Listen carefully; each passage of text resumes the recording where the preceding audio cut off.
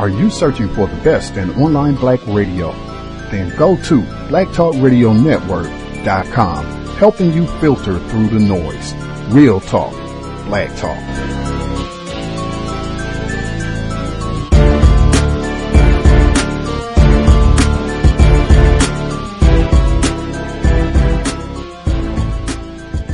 The internet is full of half-truths and all-out lies. We've all seen them, and many people on social media complaining about it.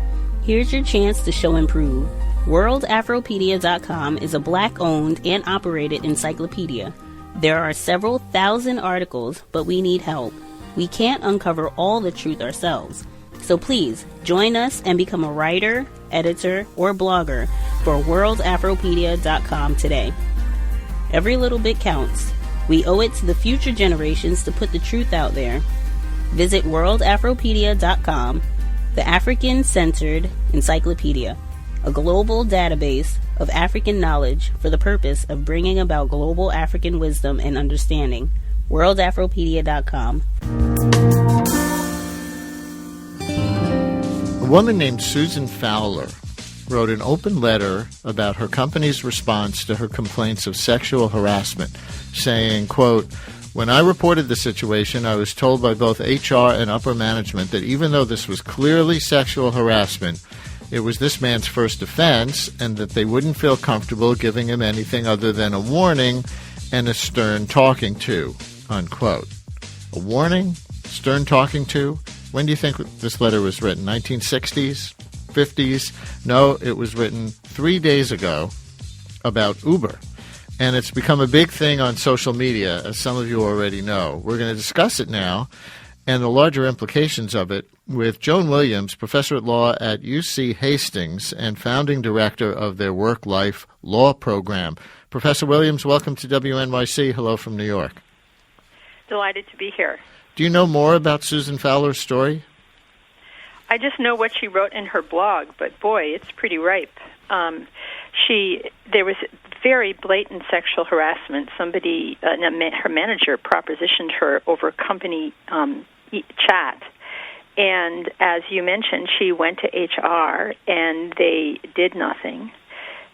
In fact, she was told she had a choice. Either she should transfer from a team for which she was perfectly qualified and had very important expertise, or that she should stay, in which case she would probably get a poor performance evaluation, and they could do nothing about that.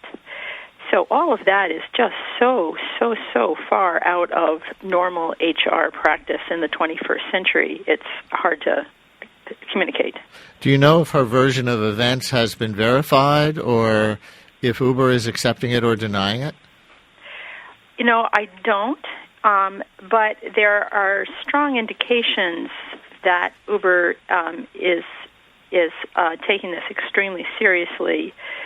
The CEO, Travis Kalanick, according to BuzzFeed, held an all-hands meeting and was very upset and said Uber would do better. They've hired Eric Holder, the former Attorney General, Ariana Huffington, who is a board member, was there. She's tweeting about it. So if they're taking the position that none of this happened, this is not those aren't the signs that they're taking the position that it didn't happen. And of course, this is from BuzzFeed, so this is people who were at the all hands meeting who talked to reporters. But what BuzzFeed says is that Kalanick apologized during the meeting and said this isn't who we are, and that certainly all the signs are that they feel like they got caught with their proverbial pants down. What should a company do in a case like that?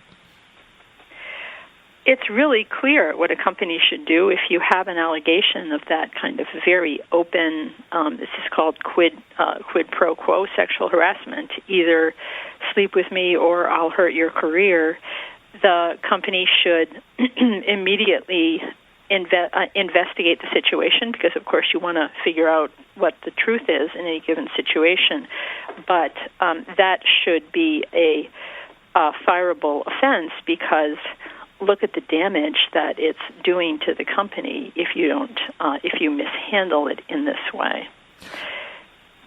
They were, according to Susan Fowler, she was told that this was the first time this manager had done anything, but as the story unfolded, she says that when she began to talk to other women about it, she heard stories similar to her own, and some about her exact same manager, even though she was told that this was his first offense, and that's why no action was taken other than a slap on the wrist.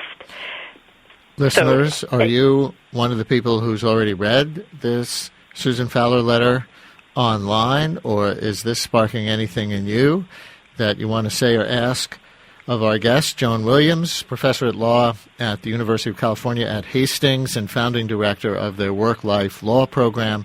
212-433-WNYC, 212-433-9692. There are so many incidents and allegations of sexual harassment. Why do you think this one went viral? Well, it's an amazingly compelling story. The larger point here is that she recounts that during the time she was at Uber, in her department, which was an engineering department, started out with about 25% women. By the time she left, she says there were only about 3% women. And this shows that very often, she was actually told to her face that women just aren't very suited to engineering. Very often we hear that, or we hear that the reason there aren't women in engineering is just because the pipeline isn't there. There's not enough women who are interested in engineering. But Susan Fowler's experience illustrates the same thing that we found in a report called Climate Control, Gender and Racial Bias in Engineering several months ago. And what we found through a national survey was that many women leave engineering because there's a pretty hostile climate for them in engineering. And we found many of the same things that Susan Fowler found. We didn't focus on sexual harassment, but the kinds of things we found were that women were much more likely to say they hadn't been given the promotions they deserved, and that certainly appears to have happened to Susan Fowler, and they were much less likely than white men to say their performance evaluations had been fair, and she certainly had a situation of unfair performance evaluations. They were much more likely to say they had to prove themselves over and over again, even when they had clear evidence that they were doing a good job. That also happened to Susan Fowler. So roughly about one-third of white men, but about two-thirds of women say that engineers say they have to prove themselves over and over. So I think the larger point about, there's a pretty shocking message about Uber, but the larger point is that one of the reasons that we don't find increased numbers of women in engineering is that very often there's a climate in engineering that just forces women out, which is exactly what happened to her. Rachel in Brooklyn, you're on WNYC. Hi, Rachel. Hi. I just wanted to say I'm an engineer in tech as well, and when this letter came out, me and a bunch of other women who are also in tech read it at the same time, and we weren't surprised to hear anything that she said in her letter. This happens everywhere, not just at Uber. At every single tech company that exists, I guarantee you it's happened. And I think the reason that we don't hear anything about it is because as women, I know that we don't trust HR. HR is not there for our best interests.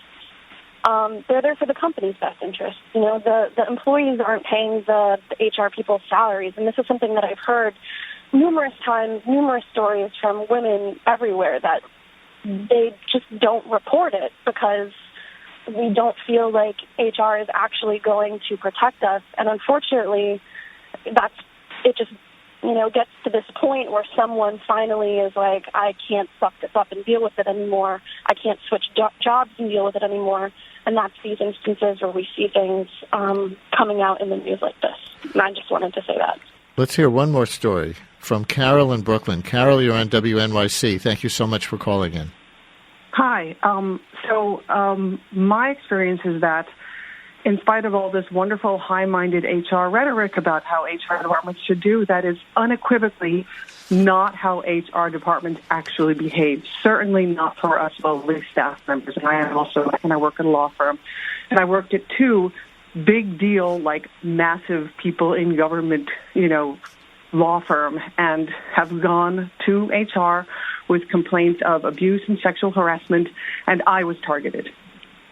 It took going outside the company. It took going to the EEOC on one hand and the NLRB on the other, and then saying, I've spoken with these people at these federal organizations, and you better do something about this or I will sue. And in one case, I did sue. And in the other case, the firm I'm at now, thankfully, I went to the partner, the managing partner, and I wrote him a letter, and I said, look, this is what's going on. Your HR director has done this. He violated my federal rights. Actually, it was his subordinate. She violated my federal rights. And I said, this has to stop. And then he responded immediately. And I think that particular person is true to these high-minded ideals, but the people working underneath, maybe not so much. Carol, it's incredibly frustrating. It sounds like you had the necessary stomach for conflict. What's the moral of your story for other women who may be nodding their heads and haven't done anything? Go learn your rights. Learn your rights. Go read up on go to the National Labor Review Board, go to the EEOC, go to their websites, read everything you can, talk to somebody, get a name of somebody that you spoke to. Once they're afraid that you're going to go public, that's when they'll finally do something. But twice I went through this. And I don't want to say it nearly killed me, but I was dealing with massive surgery situations, the first time around, and I was like in a hospital bed going over legal documents. Fortunately they settled, and I came out okay on it. And the second go around, they did in fact sort out the situation. But now twice in my life, I've actually been directly or indirectly responsible for the dismissals of two human resources managers. Huh. Carol, thank you very, very much. Very helpful for other people to hear all that. Thank you. Context of White Supremacy. Gus T Renegade in for another broadcast, hopefully to share constructive information on the system of white supremacy. Today's date, Thursday, March 2nd, 2017. So I have been told. Absolutely amazing segment. This is at Thursday Workplace Racism, but that I thought was a fascinating segment of audio dealing with workplace racism. We talk about sexual harassment on the job on a regular basis. Black males, black females have talked about a variety of unwanted touching from whites on the job. Actually, I don't recall. You all can let me know if anyone has reported unwanted touching or any sort of sexual harassment from other non-white people. I think everything we've heard, it's been whites being sexual predators on the job. But I think Cree, she has her own counter-racist program. She's been a guest on this program. She has said she's pretty good at being able to pick out voices and being able to just listen and tell the racial classification of the person. I am not too skilled at that. Among other things I'm not very good at.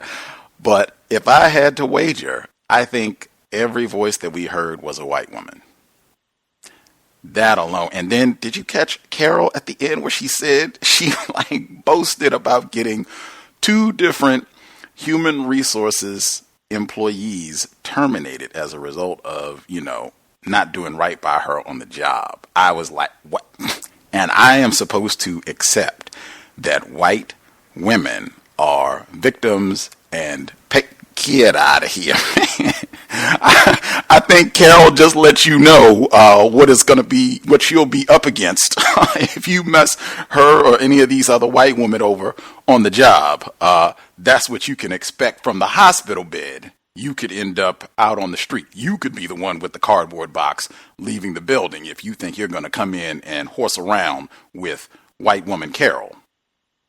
Fast, I could spend a whole lot of time talking about that, but we have lots to do. This is Workplace Racism. The number to dial, 641-715-3640. The code is 564943#. Press *6 if you would like to participate. Number again, 641-715-3640. The code is 564943#. Press *6 if you would like to participate. You can also email this program. I know we have folks who are not able, either in a loud environment or for whatever reason, folks are unable, unwilling to call in live. If you would still like to participate, you can drop an email untiljustice@gmail.com, untiljustice@gmail.com. We can be anonymous about things, and whatever you would like. If you have commentary about something that others have shared, or if you have your own commentary, observations that you would like to share, that is great. I will say again, this is not a broadcast for spectators.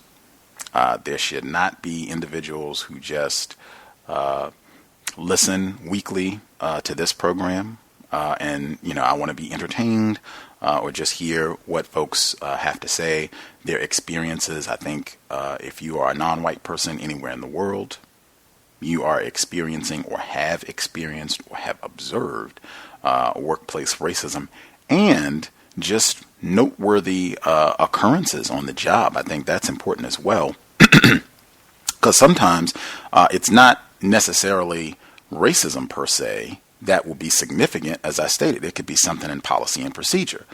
It could just be, learning things about the job, observing how other people function on the job, words that are used, either in policy or just, the way people are communicating on the job. There are lots of things that you can observe, learn, take note of, including racism, white supremacy being practiced in the area of labor. But this is not a broadcast for spectators, so definitely chime in if you want to reflect on your workplace experience and some of the things that you've gone through when maybe you were more confused, and then looking at what your behavior is now, how you would have responded at that point if you had the information that you do now, what you would say differently, what you would do differently, that sort of thing. I think that's also helpful as well. Helpful for ourselves first and foremost, but I think that can be helpful also. I think a lot of times we have folks who listen to the program, younger people, they don't have an extensive work history, so it's good for them, good for all of us to be able to hear some of the patterns in terms of what white people do on the job. Really quickly, we had a lot of people who wrote in emails this week about workplace racism, so I'm going to try and I'm going to successfully get them all in. Just really quickly, they mentioned a report, climate control. You can download it, but this big glossy report that I'm sure some whites got thousands of dollars to talk about how bad white women got it in the field of engineering, but they did include information on racism. And it says large racial gaps were reported for 2 patterns of bias. Prove it again bias, 68% of engineers of color, men as well as women, reported having to prove themselves repeatedly as compared to 35% of white men.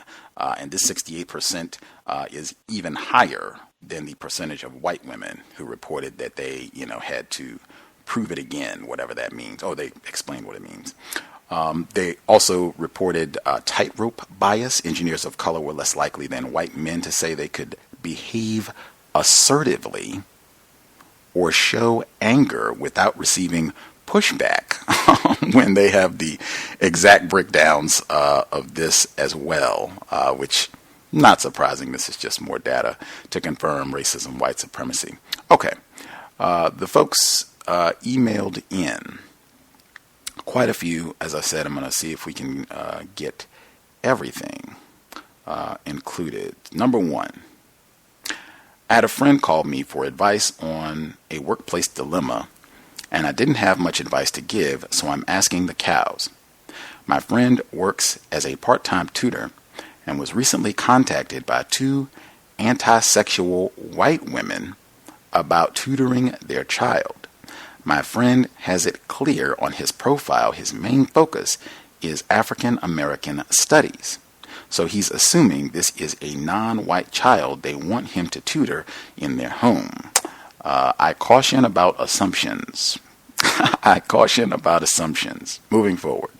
He proposed a public neutral site, a public meeting, neutral site, because he didn't want to be in the home of the suspected racist, smart, which they declined and made it mandatory he come to their home. He wants to help if this is a non-white child, but has pause because of the anti-sexual situation and going into their home.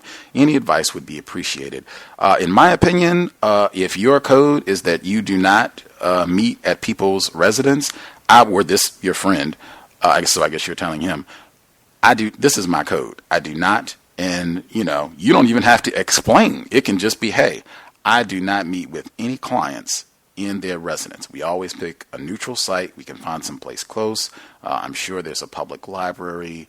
I've seen people, if it's tutoring, you can just go to a coffee shop. I'm sure there's a Starbucks with, a little dining section where you can sit down, where it'll be relatively quiet, and you can do an hour of study and go about your business. So if that's your code, just stick to your code. And if they refuse and insist that you have to come to their residence, in my view, that would already be two red flags, because that's three really. So we got they're white off top, which would generally be enough, white, the anti-sexual behavior, and now they're asking you to compromise your code. If you're not willing to come to a public place, then perhaps, this is not going to be a good fit. I wish you the best. And, maybe even I was going to say you could recommend some tutors, but you don't even have to do all that. Just, maybe this won't be a good fit. It might be best for you to find another tutor. Leave it at that. I don't know if this person is really, really hurting for coins or what have you, or just really, really wants to see if this is a non-white child, which might be the case. It might not be the case. But in my view, already just the fact that you're going to have to deal with these two race soldier, anti-sexual white women, that's going to make it extremely difficult to be of much assistance, even if this is a non-white child, tragic though that may be. That's just my assessment. Next letter.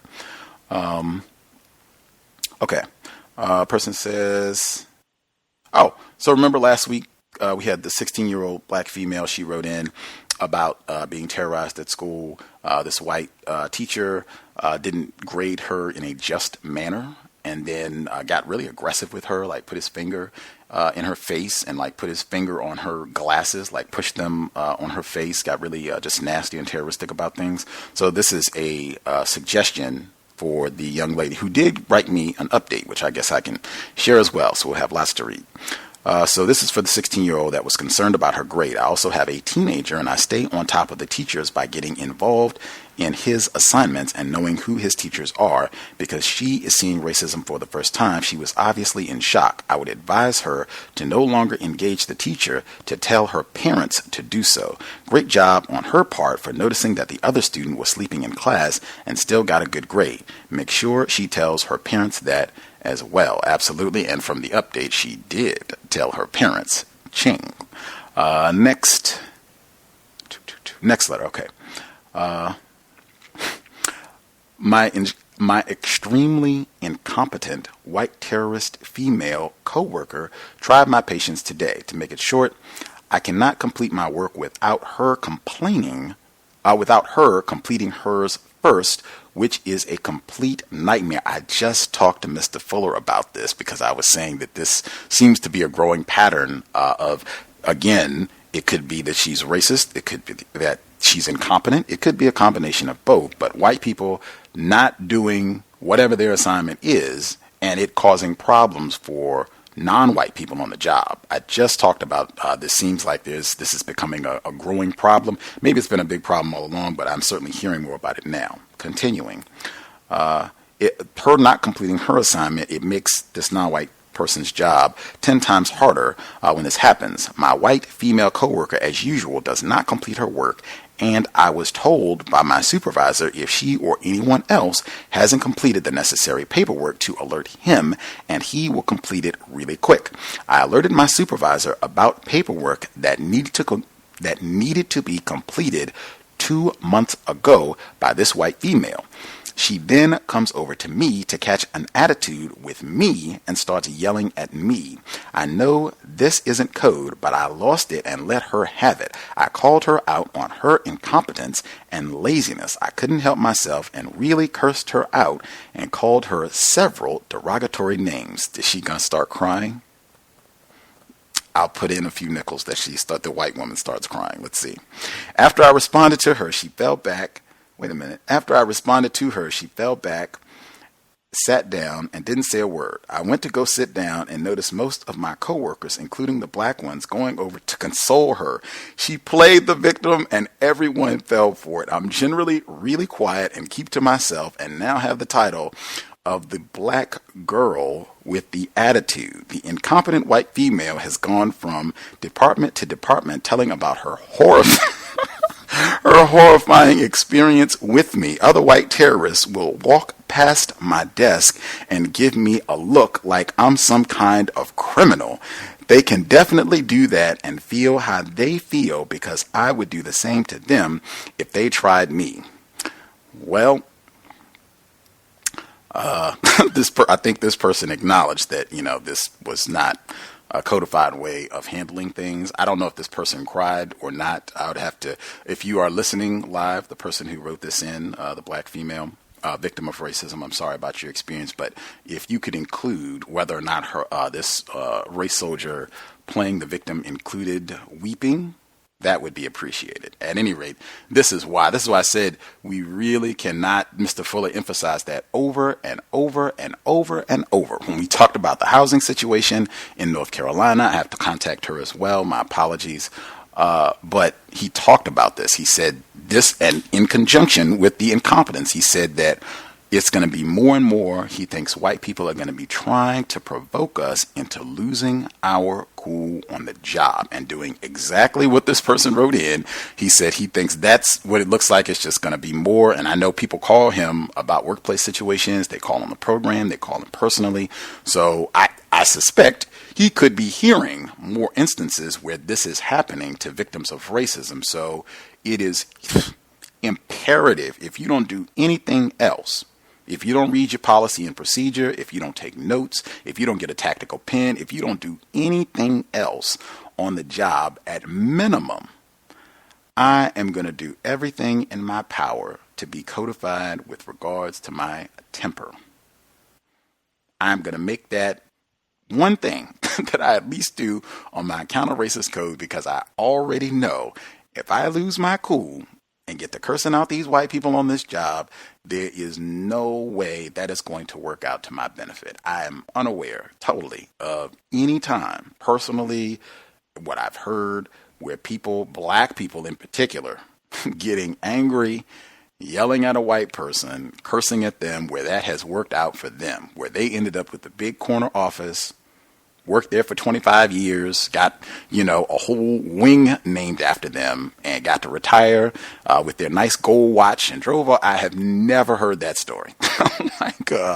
Those are the people that I've heard, at some point soon they end up, with the cardboard box and having to be, led out of the building or whatever the case may be. We just can't have that sort of conduct. I mean, as you stated, and other white people get involved. Now it becomes a whole, as we've stated, Voltron effect, where the whole building now, all of the white people have it out for you. And exactly as you said, even some of the victims of racism might partake in this now that you have had the audacity to talk bad about this dear, hardworking white woman. Really, really, really, all of us, we really have to work on that with our temper, because that just plays right into making it very, very easy for whites to intensify their acts of racism against us.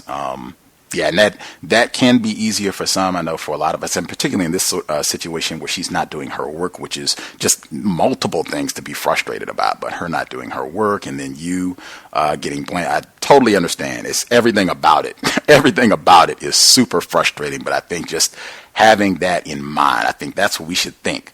For any job that you get, they are going to be white people. That's what they are here to do, to frustrate and have me angry and make it difficult for me to do my job. We need to do everything that we can to depersonalize all of that and just dealing with, well, let's just go about solving the problem. Let's just go about even when they come in and they're yelling and all of this, at the end of the day, what problem are we trying to solve? Let's just go about solving the problem and all of that to the side. And just, if we can just get in a habit of working like that, I think things will improve for us. I will hush now. There are many other emails that people wrote in. The number again is 641-715-3640. The code is 564943 pound. Press star 6 if you would like to participate. If you have commentary, suggestions for any of the folks that I read what they had to say thus far, please share. If I was talking crazy or giving them bad, recommendations, get that in as well. And certainly if you have your own situation you want to speak to, feel free. The first few people that dialed in with a hand up, your line is open, and I'll get the rest of the folks, gradually add everyone else in. Can I be heard? Yes, sir. Greetings, 2812 from Virginia. Greetings, Gus, to the callers. Guess I don't even want to call it good timing, but I had to present this morning at a lead chair. It's a lead chair meeting where people pass business to each other, and I think I mentioned a lot of times that typically I am the only black person ever in this area of Virginia that I'm in. And so this morning I had to present something on mortgages, and we get into the meeting, and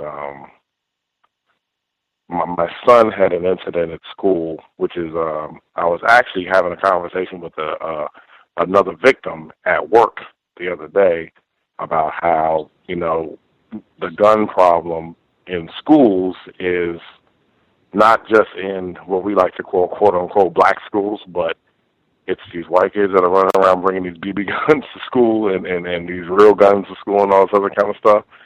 And so in the meeting, there's a guy now that I'm more confused, suspected racist, and I'll get to that later.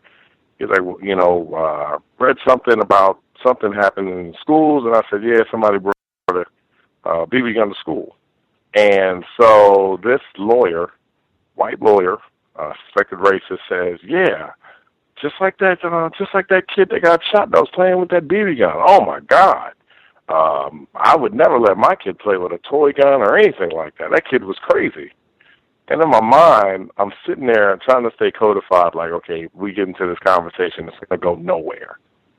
But, mentally, I'm thinking about just being codified and saying, this guy really just said that kid deserved to get shot. Interesting. So then the next thing that happens is I'm in the meeting, and I'm about to present, and this one guy, and I think he uses his Italian angle to try to make himself not like, oh, I'm Italian, I can't be racist. And I was like, okay, well, this is what I'm presenting today. And he literally says, oh, well, yeah, we know you're presenting, Aaron. You're the only brother in the room, only African-American in the room, like literally, just real tacky. And previously I would have giggled or laughed, and today I just kind of looked at him, and I just kept moving forward with the presentation. And everyone saw my look, and they were just kind of like, oh, wait a minute, what he typically will laugh or giggle. And then there was another white guy in there that was just being real tacky because we were talking about the mortgage process, and he was just complaining and complaining and complaining and complaining and complaining. And then I made a statement to him, and I can't even remember what I said. And he was like, well, how do you know everything? I said, well, I don't necessarily know everything, but I said I've been in the business for 12, 13 years, and typically, this is what I've seen, and a lot of my clients have had similar experiences to yours. And, he was purchasing a property, and he was doing a new construction loan, and his loan just went, he just didn't have a good experience.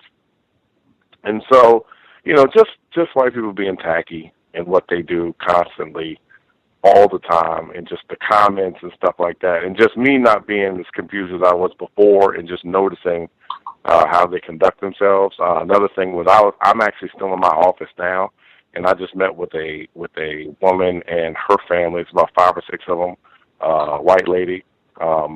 She's a nurse. And one thing I do notice that I think Gus had mentioned this a lot is that it doesn't matter what the income is. They are suspected racist or racist, period, whatever the proper word you want to use.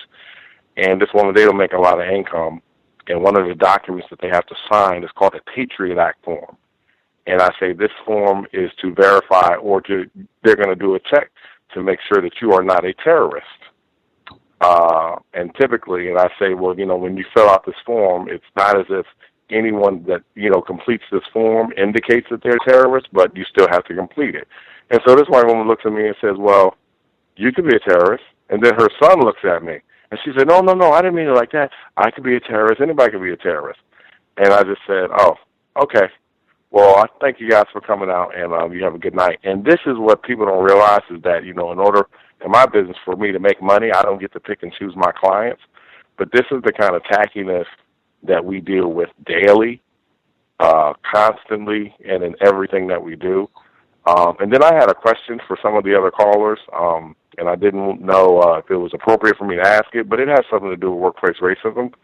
I have come to a crossroads in doing business, and the reason that I'm mentioning that is because I wanted to know if other people in their professions have gotten to the point to where they have stopped, and I don't want to say stop trying to achieve, but they have began to question what exactly are they achieving. So, like, for example, in our business, we're told to do a lot of marketing so you can get more transactions, but me getting more transactions might make me more money, but it doesn't motivate me because all it allows is just for suspected racists to buy more property. And a lot of my clients, even when I market to non-white people, they aren't taking advantage of the housing market, nor are they interested. And I just wanted to ask people in other industries, have they come to that possible crossroads in trying to figure out whether or not they are actually being successful, or what exactly are they trying to achieve in their businesses? Because sometimes, honestly, I don't feel like I'm achieving anything. Doing the transaction is not helpful.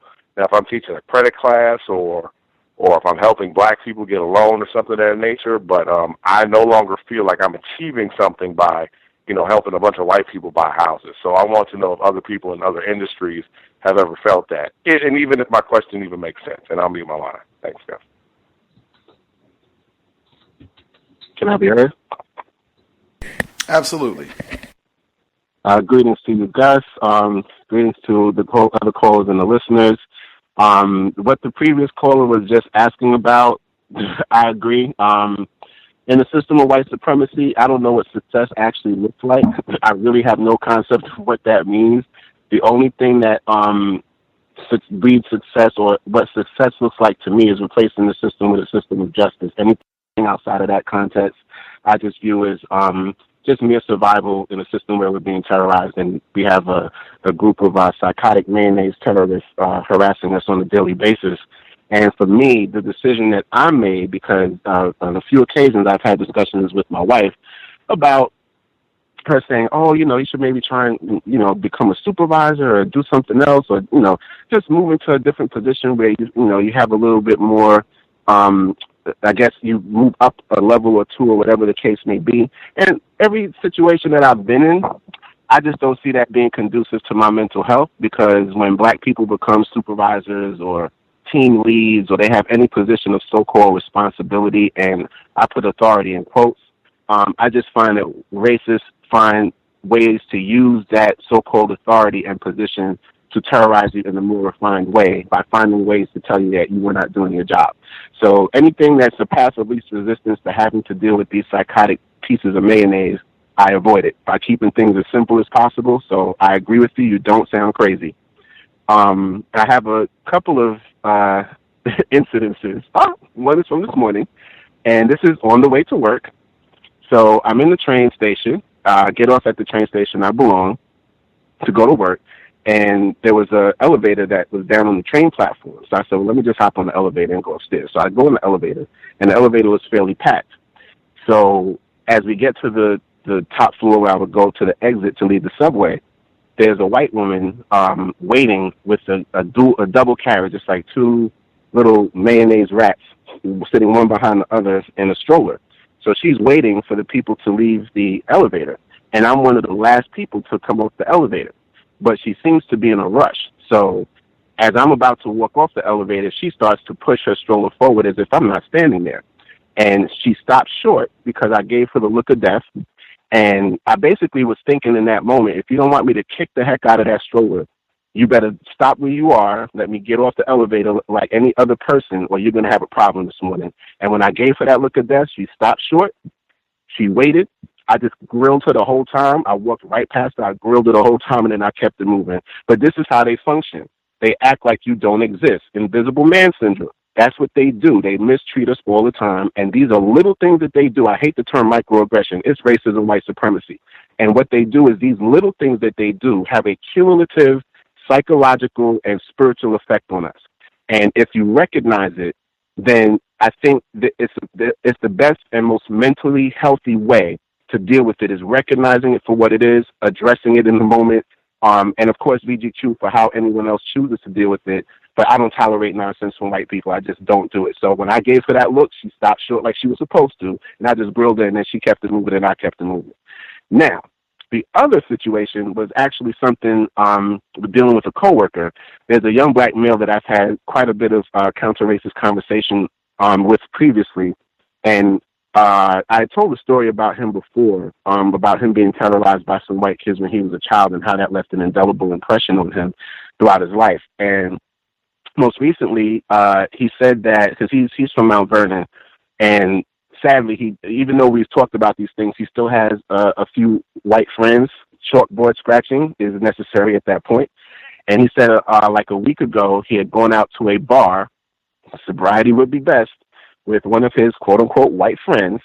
And when he got to the bar, he said that there was a white guy at the door, a guard, and he said the look that the guard gave him, he knew that the guard was not going to let him into the bar. He said when he was trying to ask the guard a question, the guy wouldn't even look at him. And he just said it was just very uncomfortable for him to be in that kind of position because he knew the guy was racist. He knew the guy was not going to let him in, which he did not. And they ended up having to change their plans for the night. And I ended up having a conversation with him, and I just had a conversation with him, and I just said to him, the whole idea is that when you have a system like this, and I told him, I said, oh, white people are racist. I said, I guarantee you. And I've told him incidences where people have known their quote unquote white friends for decades. What does this have to do with workplace racism? It's my coworker. It's a coworker who was telling me the situation that he was dealing with. So I had the conversation, and I said, you really want to think twice about dealing with these white folks in the capacity with which you deal with them. And I think I gave him some food for thought, and it wasn't any judgment on my behalf towards him. It was just me trying to help him because we've had these kind of conversations before. And I can tell once I gave him insight into how white people can, quote unquote, be nice to you for extended periods of time and then show you who they really are. And I used Dave Chappelle as an example when he ended up going to South Africa and his white friend turned on him and just lambasted him in the media. And I think I gave him food for thought. So over time, I know we'll have conversations down the road, but I'm hoping that from that experience, he does not go out, first of all, to bars, because I did tell him sobriety would be best. And I hope he does not go to spend any time with these white people again, but we'll see. And if he does, it's fine, VGQ, but I just hope he stays safe. And that was it. That was it. Thank you for taking my call, and I'll meet my line. Y'all Can I are. be heard? Oh, I'm sorry, Gus. One more thing. You should be expecting a package from Amazon tomorrow. That was the tracking information that I got. So if you don't get it tomorrow, please let me know. Okay? I'm so excited for my tactical pen, man. I'm looking at I'm looking at training videos, the whole nine. So I'll already have my code down. Boom, boom. Like dangerous times. Tactical pen might be a good thing to have for workplace environment as well. You all are mighty courageous with that. Talking to other victims at the job. That is black self-respect. Right on. Heard quite a few folks. Roz, I think Emmy, and quite a few of Thomas in New York. It's been quite a few of you all who step out and do that. Right on. Other folks that I think, was that a retired firefighter or a different person? Yes. Greetings. I kind of like just tuned in about maybe 15 minutes ago. One of the most difficult things that I had to be focused on and be conscious of through employment as well as just in general is to control my temper, because that right there alone, within almost a wink of an eye speed, can get a non-white black person in some serious, serious trouble.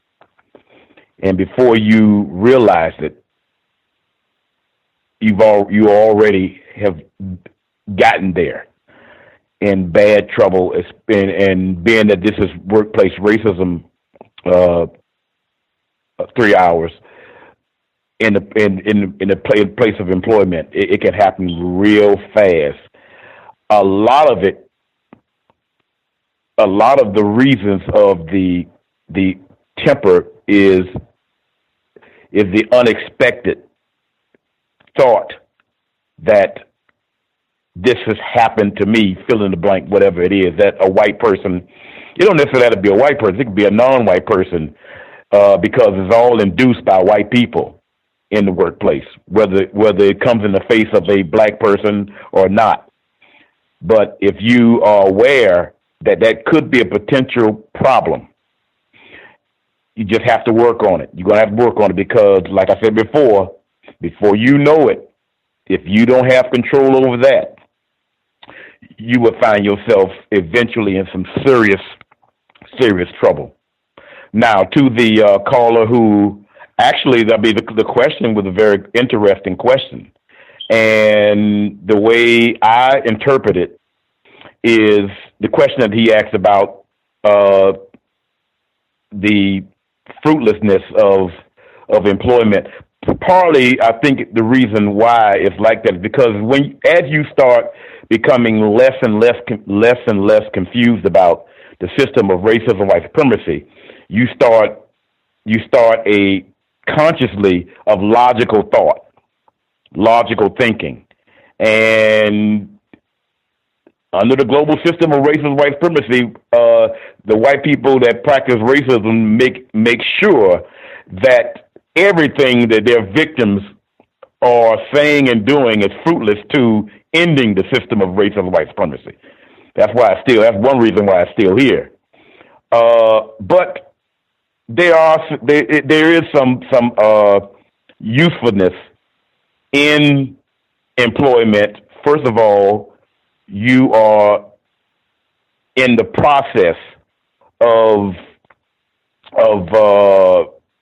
bringing a level of support. It's not as impactful as the system of racism and white supremacy now, but nevertheless, it's to the degree to whereas you are gaining an income enough to take care of yourself, and in a lot of cases, it's somebody else that you have an affection for.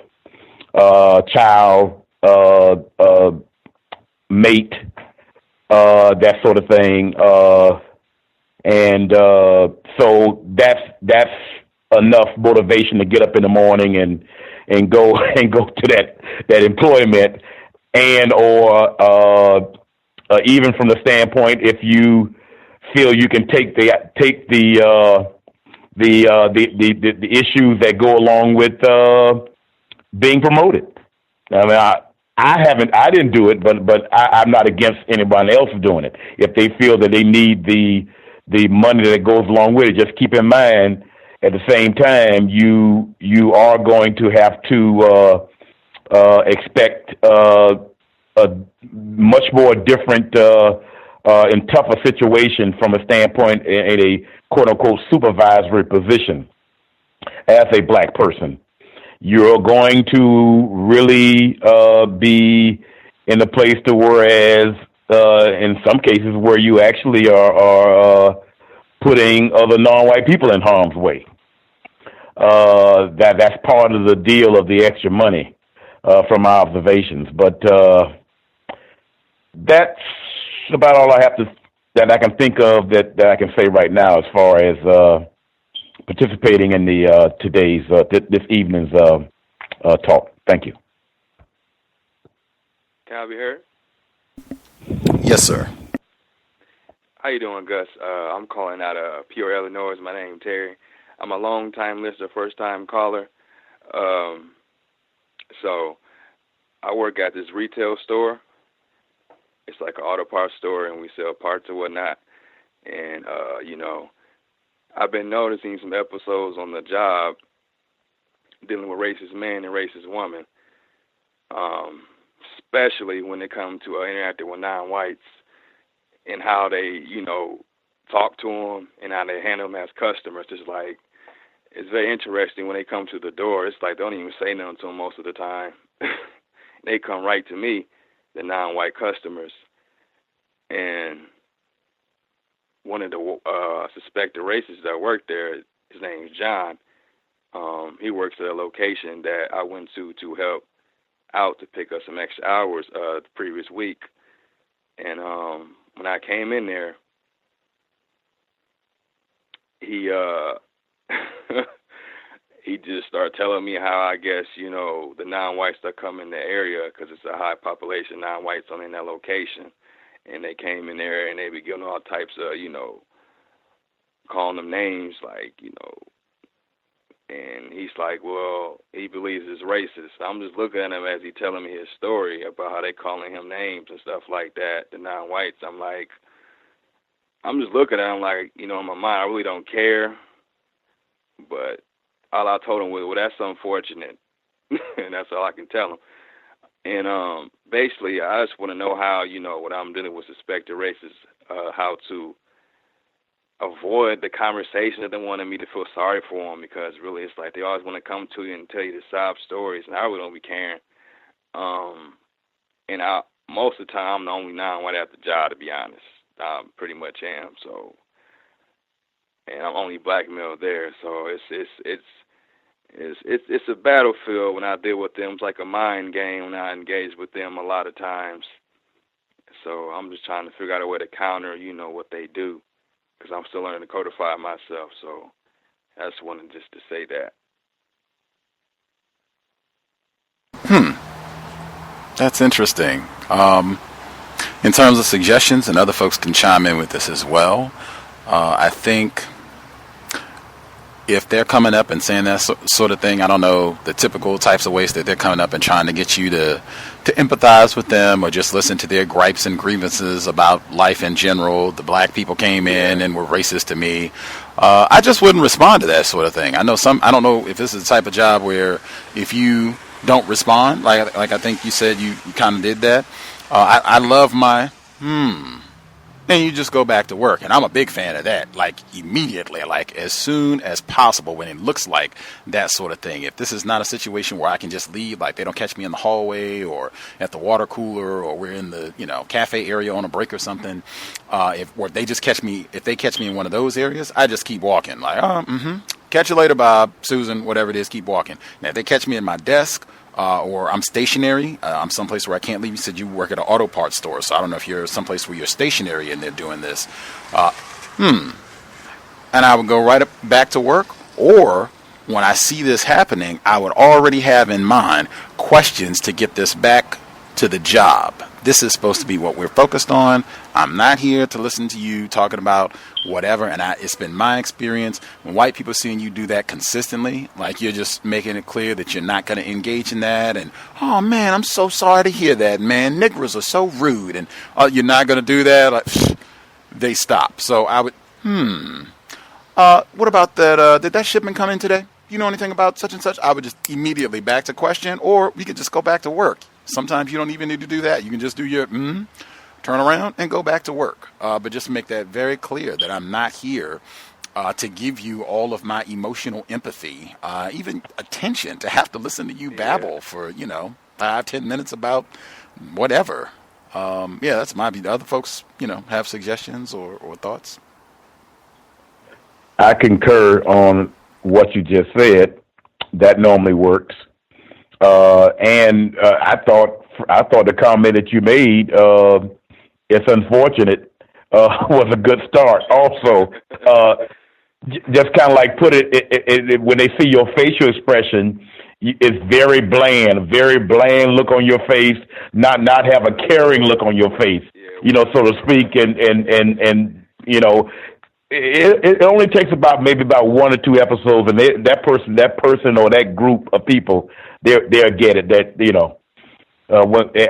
just go right to another subject, and preferably what you get up in there early in the morning to come to and do anyway, which is the employment. Talk about something about employment. Thank you. Thank you. Can I be heard? Yes, sir. Yes, Gus, I agree with both you and the firefighter in Florida. I do not indulge. I usually walk away before the conversation even starts. I don't even waste my time. I think that's one of the ways that they vampire us for our energy and our spiritual energy. So definitely I don't engage whatsoever. I'll immediately go to work or ask something work-related, or just get the heck out of the area so I don't even have to hear or deal with that nonsense, because they do that all the time. That is white psychopathology. And again, it's those little things that they practice and we sometimes don't pay attention to or don't ignore that has that negative cumulative effect on our mental health. Thank you. Mm-hmm.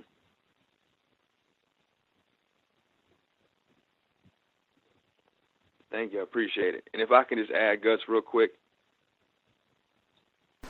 Yes, sir. I also noticed, because it's predominantly white males on the job, and there are 2 other black males. I mean, one guy, he's so-called biracial, I guess you can say, but the other guy, he really doesn't be in the store because he drives the vehicle to drop off the parts, so I really don't see him at all, really. He comes and goes. He's an older black male. He's real quiet. He doesn't talk. He doesn't really talk at all. And sometimes he talks, but he's real quiet. But anyways, I noticed the white males, they love to joke a lot, man, and they get real I don't know what's wrong with them, man. They just filthy with it. Kind of disgusting the way some things they be talking about.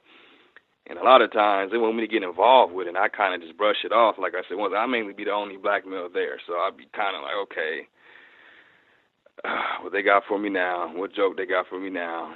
And I'll just be looking at them like, are you serious? So it just be getting on my nerves, to be honest. And I'm just trying to just stay away from it. And a lot of times, I do just walk off or I go do something. But sometimes they come find me. So I just want to know, any callers got some suggestions, and I'll mute my line. Thank you.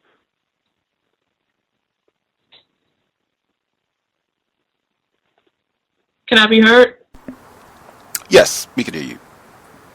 Okay. I talked to you guys last week about the white woman who kept hugging me, and I told her not to. Oh, wait a minute. Ma'am, I'm going to let you go next. I just wanted to make sure. Did anybody have any suggestions for the male caller before we transition to the female caller's incident with the hugging? Because I do want to hear that. Just any suggestions they would offer for how to, diffuse people seeking him out for this nonsense on the job? 2 words: never laugh. Never laugh. Don't even smile from the standpoint when they bring quote unquote jokes up, and then eventually they'll get it. Also, I would just say, I have a lot of work to do. I really don't have time. Maybe we can, chop it up a little bit later. But right now, I need to focus on this. And every time they come around, I will have some work-related excuse. And also, if there's something you can question them about that's work-related, I would question them about something work-related if there's information that you need, like constructive information, things of that nature. But outside of that, hey, I'm really busy right now. I don't have time to stop and chat it up with you. I really need to get back to work right now, or whatever the case may be. And that way, hopefully after that happens often enough, they'll get the picture and slowly start to dissipate that contact and that activity. And that's exactly what they do. They seek us out in order to vampire us. So I think that's the best way to just keep it work-related and just say, hey, I just really have a lot of important things to do. My supervisor asked me to get X, Y, Z done, and I don't have the time right now. I'll talk to you later, and just try to keep it moving as much as you can. I think even sometimes you can be direct with some things on the job. Just this is when I talk about practicing what you say. I think with correct tone and just wording, I think you can just say, I really don't, this just is not my brand of humor. I just don't find these jokes to be funny. And, you all can, so I really would prefer not to even hear them. We're cool. We still work together. It's not a project. I just don't find this brand of humor funny. If this was the stand-up option, I would decline. Like, it's just not funny to me. But, hey, let me know if we got some work to do. Let me know. We're still fine. It's no problem. Just you all can do your stand-up routine over there, and I'll just go about my business. I think you could say that, or however you want to word it. I think you could say that, and even if you have to say it like multiple times, I would just say that, and exactly as Firefighter said, don't laugh. I think in most instances that will, sometimes it might even immediately diffuse it. I think for some people that might be enough to just say that. I just don't find this funny, and, I prefer not to hear it any further. And just be stern about it, don't laugh. Bad with it, too. Yeah. They get real bad with it. Real serious. And white males, something like that. I don't know what's wrong with them, man. Like, white males, when they get together, oh, my God. You just disappear. That's what I do. I just try to disappear. And that's important, too, because they don't seek us out. You said they'll come find you for this rubbish. They don't come to seek us out and be like, hey, man, we want to make sure that we get you the fast track. This is the plan. Make sure you get fast track to get that promotion. We want to make sure you get this information before lunch today, ASAP, so you can get that 20% raise on your check, ASAP. Like, they don't come to seek you out for that sort of information. Like, never. No. It's just always some rubbish that they want to come and more nonsense, and just, making that clear. Like, don't even, come around here with all that. Thank you. I appreciate it. Appreciate everybody. I'll mute my line. Thank you. The female caller that was going to update us about the unwanted touching. Okay. Hey, everybody. I just wanted to give an update on the situation that happened. This week, it was Monday when I ended up working with the white lady who hugged me all the time, and I just told her not to. And I was helping a customer, and I finished, and she is just coming in and getting on the clock, and she just walked over and she just hugged me, and I said, hey, can you really just stop hugging me? I don't like being touched. Can you stop hugging me? And she burst out in tears and started crying. And then our district manager happened to be there that day. Okay, but our district manager happened to be there that day, and she ran over to her crying about how I just hurt her feelings so much because she hugs everybody that works there, and I've only seen her hug one other person, and it's about maybe 7 of us that work at the store, and I've only seen her hug like one other person, and she's been there for a while now, but she walked over there and she's just complaining to her, crying her eyes out about how she just feels unwanted and how I'm not being friendly to her. And it's bad enough because nobody at work really knows anything about me because I don't hang out with them outside of work, which is part of my code. But the district manager comes over and she talks to me about how I need to be more friendly at work, and I need to be more willing to accept friendship at work. And I just wanted some opinions on how I can go about that. Oh, I'm so glad I was muted because I was cracking up laughing. I was a little early with the weeping white women. On time, I was a little early, but might be 2 for 2 for today. Immediately, this is where words, when she says friendly, what do you mean when you say friendly? One question. Now, I would have a battery of questions. When you say friendly, does that mean that I have to hug and or accept hugs from other employees? Is that what you mean when you say friendly? And see what she says, because that's what this was about.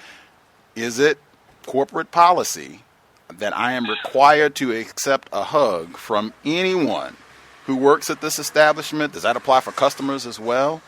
Am I required to accept a hug or any other contact? Is it beyond hugs? If she wants a kiss, am I required to accept? Like, it would be a battery of, and I would be calm. It wouldn't be nasty. I wouldn't be yelling. I would try to get a seat if I could, and I would want this like recorded, because this is serious about touching exactly what you heard Carol and those white women talking about in the intro, where they said knowing your rights, and what Gus says regularly about knowing policy and procedure.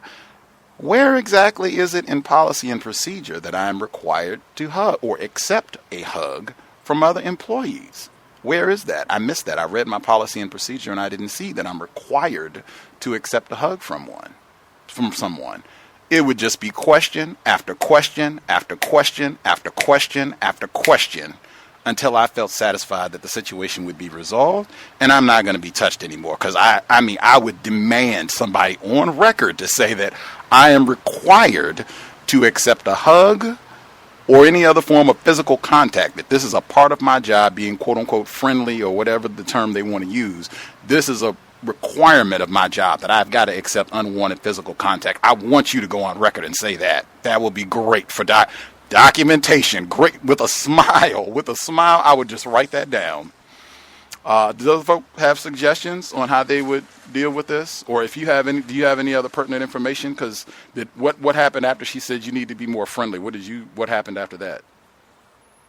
I just kind of said, all right. And I walked away. Yeah, I don't know how things will proceed from there. I guess they're sometimes doing nothing does work. If this white woman, if she's not going to touch you anymore, then the whole situation could be resolved. But I would have my questions ready if this comes up again. If you have some sort of performance review, and that's a part of the criteria is quote unquote friendliness, and this comes up that you need to be more friendly, oh man, I would have a whole list of questions about that, and I would document while this is fresh. I would try to write down everything that happened, the time, the date, the hug, what you said, what she did, the district manager name, what she did, what she said. Like, I would try to write everything down so that you have a record. I would have even requested a record right then. I would like this in writing, and everything that happened, I would like this in writing with my questions. And even you could do that now. You could even say, I've had some time to think about what transpired yesterday because I was so stunned. I felt, my personal space was violated. And then it felt like I was being, critiqued as a response to just, stating, my personal space is important. I think that's a part of, our corporate strategy, right? You're not supposed to be being touched in an unwanted manner unless I've been misinformed. I think I read policy and procedure. I didn't see that, or however you want to phrase it. But you could do that. You could say, hey, I'd just like to have a meeting to just go over this to make sure that everything is smooth sailing moving forward and we can work together and do great work. I don't know, what do folks think and how you would deal with this? I would say basically the same things that you said, but also what maybe create more impact is to state that also I've had in my personal life a bad experience as someone with a similar experience that I do not care to talk about because it's highly personal. and you also have it, as you said, Gus, and you also don't have it in your policy and procedures. Well, you have it in your policy and procedures no, let me go back. You don't have in your policy and procedures that has anything to do with correctness when it comes to daily life on the job. So that's what I would add on for extra impact. I was thinking along the same lines as a firefighter in Florida. Like, I had a personal situation with that. I don't care to live it, and that's my personal reason for asking for that. And also, what they said about going to the company manual is essential, because if you have a code of conduct in regards to unwanted touching, sexual harassment, I would quote that immediately. And another thing I would do to protect myself is record everything. I will record the conversation I had with the woman. So that way, if she tries to lie and says that I hurt her feelings, well, let's hear how I really talk to you, and let's see how you reacted to how I talked to you. Let's go to the audio tape, and I would record every conversation with the supervisor, whoever it is that was involved in you trying to mitigate the situation. I'll record every one of those conversations and keep them, so in case they do try to come back around later on and circle back with some nonsense, you have a means of actually defending yourself with them speaking in their own words and in their own context of how they were dealing with the situation. Because the only places I know where unwanted touching is allowed is a brothel. And unless you're working in a brothel, don't touch me. That's pretty much what it is. So definitely I agree with both of them, and I would just add recording all of the conversations related to the unwanted touching, so that way she can't lie on you and say that you were aggressive or you were nasty or you threatened her or anything else that she could use, because once a white woman starts to cry, the world stops turning. So to avoid that, have everything recorded, so that way you can just play it back and say, this is exactly how it went. I was respectful. I just asked her, please do not touch me. And it snowballed into this situation where she's running around crying and trying to say that I hurt her feelings, as if her feelings matter in regards to us getting our job done in a proper manner and efficiently. Thank you. Yeah, if I could also add too, I agree with everybody else is saying, but keep her in front of you. One thing I know is dealing with suspected racists, keep them in front of you. You know, being in retail, I don't like them getting behind me. I don't like when they walk behind me. I know it'd be difficult, but keep them in front of you, because they are some creepy people. And I do my best to keep them in front of me, and I watch and I keep my distance. I don't know how, big the area you are with this lady, but if you can, keep her in front of you and keep your distance, and you watch her like a hawk. Thank you. I really do try to keep them like in front of me, or I just separate myself from them, because I don't feel comfortable there with them all around me all the time. Absolutely. And I just want to add that. Thank you. Oh, I'm sorry. May I be heard? Yes, ma'am. Okay. Hi to Gus the host and to all the callers on the line and to the young lady. I just want to add to, I definitely agree with what's been said before me. And I think the other thing that I think for me is like wording, because I would just have to tell them that, I'm feeling as if I'm being groped. And one reason why I want to use that word groped, because that word has been in the news lately with President Trump. And sometimes, you know how you use certain words, then, because you're saying, oh, she's hugging me, hugging me, whereas, like you said, the manager or whoever the young lady talked to is almost like, you really should be happy. I mean, what's the harm of that? In the sense, it's like, that's what she told you should be more friendly. So like Gus says, what does friendly mean? And so, I think that sometimes we may have to...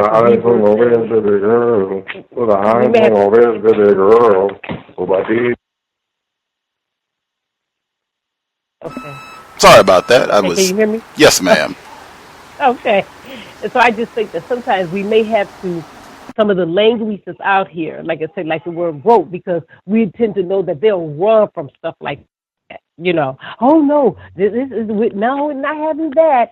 Blah, blah, blah, blah, blah, blah. Just try to, maybe use some of the language that we have, because we know that groping isn't good, and we know that there are people who are just highly upset about, President Trump and that statement.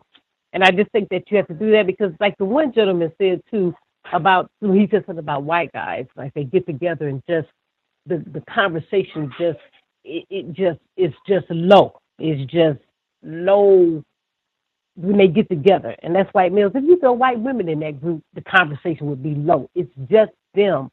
So, we have to do the things that make them fearful. Oh my God, no, nobody's groping you. You might get, some action with that. That I just think it's just something about that word, just listening to you tell your story. That word just stuck out because I know they tend to run from stuff like that. And then I'll just conclude by saying, please read your manual and try to know that thing from the front to the back, from the back to the front. And that's then when you can hit them. There's nothing in this manual that says I have to put up with being groped every day. That's something that woman's going to have to handle, And only thing I would say with that, because I just listening to your story, ma'am, and just like last week I heard it, and then there are other callers who have talked about having almost like the same problem with these white women. And it is something that I just don't understand just what is going on with that. That may be a conversation for another program, but I'm trying to get some understanding with that. Anyway, I'll mute myself. Thank you. I think that's a great suggestion with using the word grope, molest, like really strengthen the language to emphasize the incorrectness, and in my view, it adds a layer of sexual violation to this, and I think that's the accurate lens always with whites to assume that that's what this sort of thing is, particularly if you've made it clear, because we've had a number of these. That's why I said it's important for workplace racism just sharing, because we've had a number of these incidents where it's been the same thing: a black female and a white woman, and unwanted touching. And in one of the earlier instances where she had said, I told her repeatedly, and I was nice about it. I wasn't rude. I didn't curse her out and any of that. And she kept doing it, and she kept doing it. And she got sneakier about doing, where she would come up from behind and she would catch her where she couldn't defend herself about it. So, I mean, I think we've had enough of these, it's using language to accurately convey what this is. Sexual violation. Fantastic suggestion. Grope, molest. I would use those words when describing this. And just for being accurate, even in brothels, they do not allow unwanted touching. They have codes about the touching that is going to take place, even in brothels, which is also a workplace. Other folks either have suggestions on this? Can I be heard? Yes, ma'am. Greetings, beautiful people. I would say at this point to put it in writing. I think that going ahead and making this as official as possible. My first thought was to do what Mr. Firefighter said, like to kind of be manipulative with it and say, well, she's triggering me, and, this touching is triggering me and it's making it uncomfortable and so forth like that. But even despite, I don't know if you all have, I'm almost positive that you all have a policy manual or something of that sort. But even if not, I feel like this is actually like harassment has a legal definition. Sexual harassment has a legal definition. And I'm almost certain that part of that legal definition includes unwanted touching.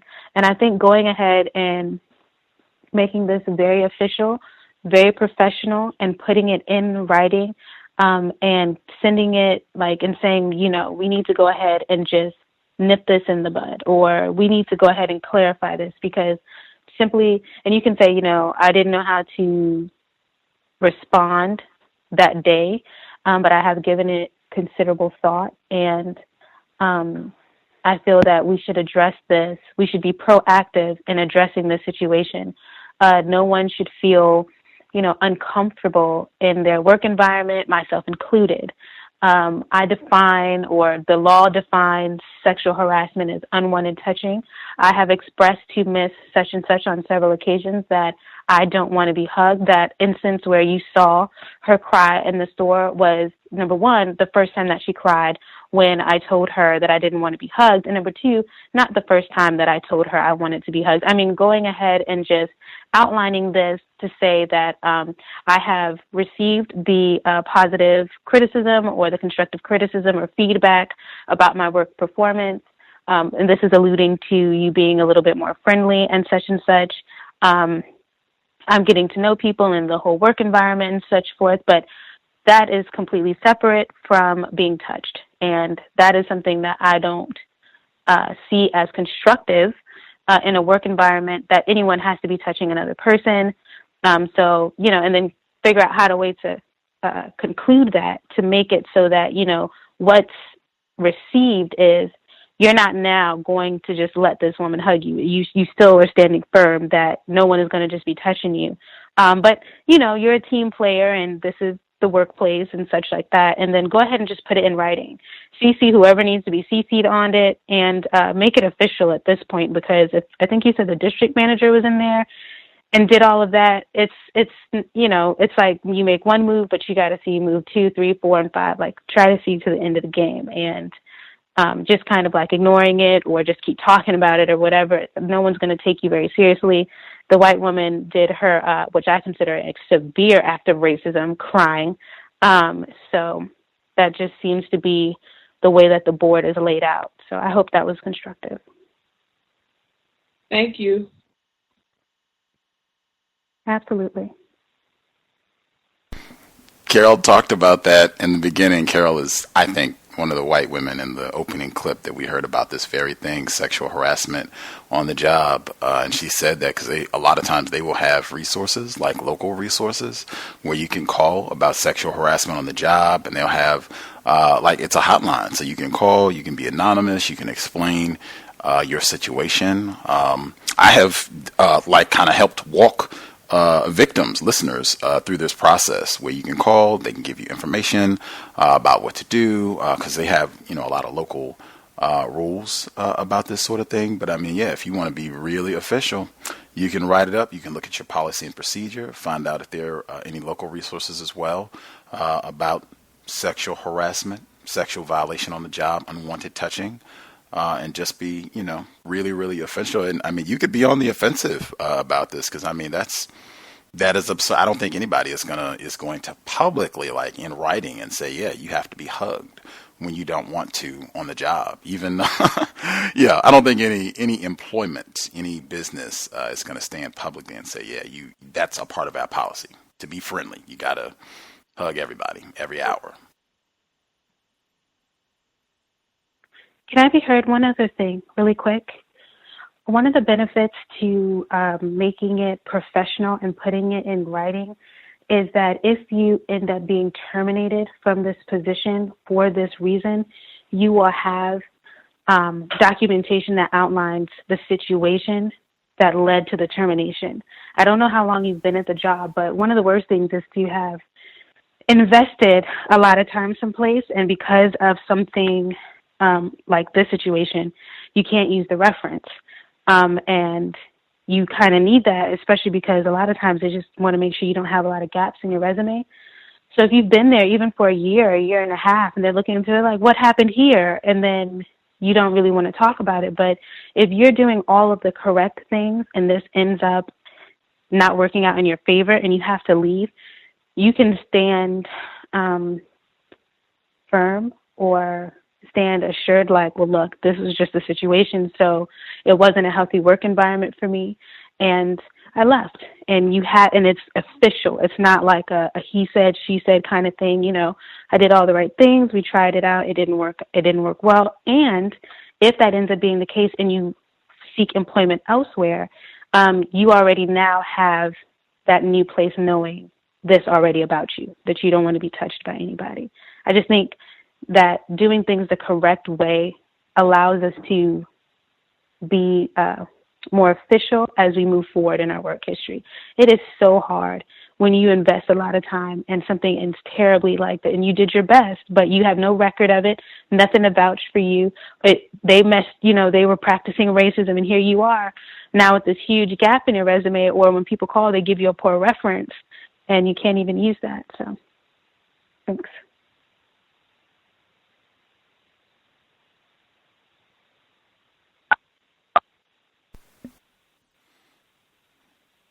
Good evening. Can I be heard? Yes, sir. Thank you, Gus. I'd like to first speak about my my offspring, my daughter. She's in school, and that's considered her job at this point. But I try to have. We don't reside in the same household, but I speak with her frequently about school. And she told me recently that they sent out letters to students who were suspected to not having enough credits to graduate high school on time. So they sent out a lot of letters, and they told these students, hey, you're missing a credit, and we're going to meet up in this, whatever place, designated place, and talk about how you're going to make up this credit so that you can graduate on time. And, me and my daughter, we talk all the time. I keep track of her grades and all that stuff. And she's never not taken a class or never failed a class. So she knew that once she got the letter that it was something was wrong. And she felt, and she told me that when she got that, she was rather a little upset about it because she knew that she didn't fail any classes or anything. So they went to this meeting. Again, it took some time out of their schedule. They're just listening. They didn't allow for questions during this meeting, and they were told to, wait for, I guess, further instruction or whatever.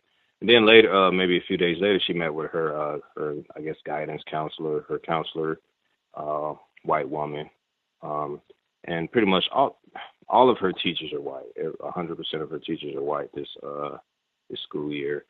She met with this counselor and found out that the counselor was the one that was responsible for sending out these letters. And when I first found out about those letters, I told my daughter that with white people, it's generally they're practicing racism, and there's a small possibility it could just be incompetence. But again, just like you guys say, or I guess you say, I don't give them the benefit of the doubt. So if they're doing that, I suspect that it's racism first. So anyway, this white lady, she's talking to my daughter. She tells her, okay, yeah, I apologize. I was the one that sent out those letters. You're fine. You don't need to take an extra class so that you can graduate on time. And then they ask the students about their career choice. What do they want to do after high school? What college would they like to go to? And what type of career they would like to go into? My daughter told her this. And then the lady asked her, hey, so what classes do you want to take next semester? My daughter told her the classes that she wants to take next semester. And they're all going towards her career. Is she wants to get in the medical field, and she told her all the science courses and stuff like that. And she told her, hey, I want to take this particular course too. And of course, this lady just said, no, you shouldn't take that. It's only for this level of student. And so immediately she discouraged my daughter in taking a course that's supposed to go towards her career goal. And I explained to my daughter, hey, don't take anything for granted with these white people. They act like they're trying to guide you, or they have this all this knowledge and they're going to guide you in the right direction, but they're probably practicing racism. So do your own research. We'll find out if this class is something that you should take indeed. So, and then she told her some of the other classes that she's going to be taking next semester, and they're like kind of advanced placement courses for a lot of, science and mathematics. And she was like, oh, wow, you're going to be science and math, you're going to be science and math out. Like, oh, you're just taking so much, science and math. You're not going to be able to take it. You're just doing too much. And I explained to my daughter, hey, just these people they're going to do anything to deter you, discourage you, just anything in their power that they can do. They're going to try to deter you from doing anything. And these children are at an impressionable age that, with all this white faculty and all that, it's just so much racism being practiced at the school age level. And that was it. And also, I want to talk about my own experiences previously at work. When I was much younger, I worked with a white male in the medical field myself, very close we worked close together. We weren't, I guess we were close back then. And he used to speak highly of me all the time. He was in a higher position. He wasn't my direct supervisor, but at a much higher position than me, and a lot of power. He speak highly of me. He would take me out to lunch at times, even bought me a birthday present. And then one day he pulled me to the side and said, hey, you know what? You're a smart guy. You're not like, I used to hang out with some other black males that were my age at the workplace. We always talked. You can tell we had a close relationship. He said, hey, you're not like these other guys. You're a lot smarter than them. Those guys are dumbasses. You need to stay away from them, man. They're bums. And at the time, I took it as a compliment. I thought I was, oh, man, this white guy's giving me some praise or whatever. I'm finally being recognized for what I'm doing. But, again, of course, later I found out this guy was practicing racism, kind of pick out, this special Negro or whatever and tell him that he's cool, do things for him so that he doesn't suspect that, I'm a racist. And lastly, gatherings at work for lunch or potlucks, bringing food and participating. I used to always try to do that because I wanted to be the team player, and one time I brought a Southern dish that is kind of classically attributed to being a black dish. And, one of the real high positioned white person, came up to me after the potluck and was like, hey, that was such a great dish. And, this guy would never praise me for anything or say that I did anything well, at all. But that dish, this so-called black dish, was, just great. He praised me so much. And I just had a feeling in my gut that, like, this guy's practicing racism. You're supposed to be good at cooking, our favorite dish for us and making us feel good as white people. But that's all I had to share. Thanks for having me. That is tacky food incident number 4, Mr. Steele. Did you bring chitlins? What was it? Because you didn't mention. Did you? What did you bring? It was collard greens. Oh, collard greens. I was gonna crack up. And in addition to that, Gus, this is another thing. Lastly, of course, at these potlucks, usually it's going to be some fried chicken there.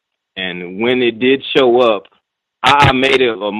I never brought the chicken, but people would always, the people that were participating, a lot of white people would, oh man, the chicken that you brought, they would just assume that it was me, and it's, oh, the chicken that you brought was great.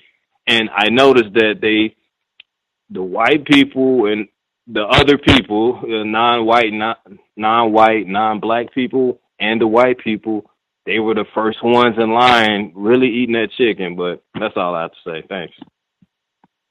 I'm going to count that as 5. That seems like a separate tacky incident with food. The fried chicken and the collard greens. 5. Other folks have commentary. Anyone that we have not heard from that had workplace experience. I thought Mr. Steele was here. Perhaps he will bring us back. Other folks that we have not heard from have commentary they wanted to share. Yeah, can I be heard? Oh, go ahead, I'll wait. Okay, all right, thanks. I was, I guess at work, there was a female coworker. She's a non-black, non-white girl from India, She was telling me that she was having problems on the job, and I told her, I told her secretly, you have to be more codified, when you're dealing with white people.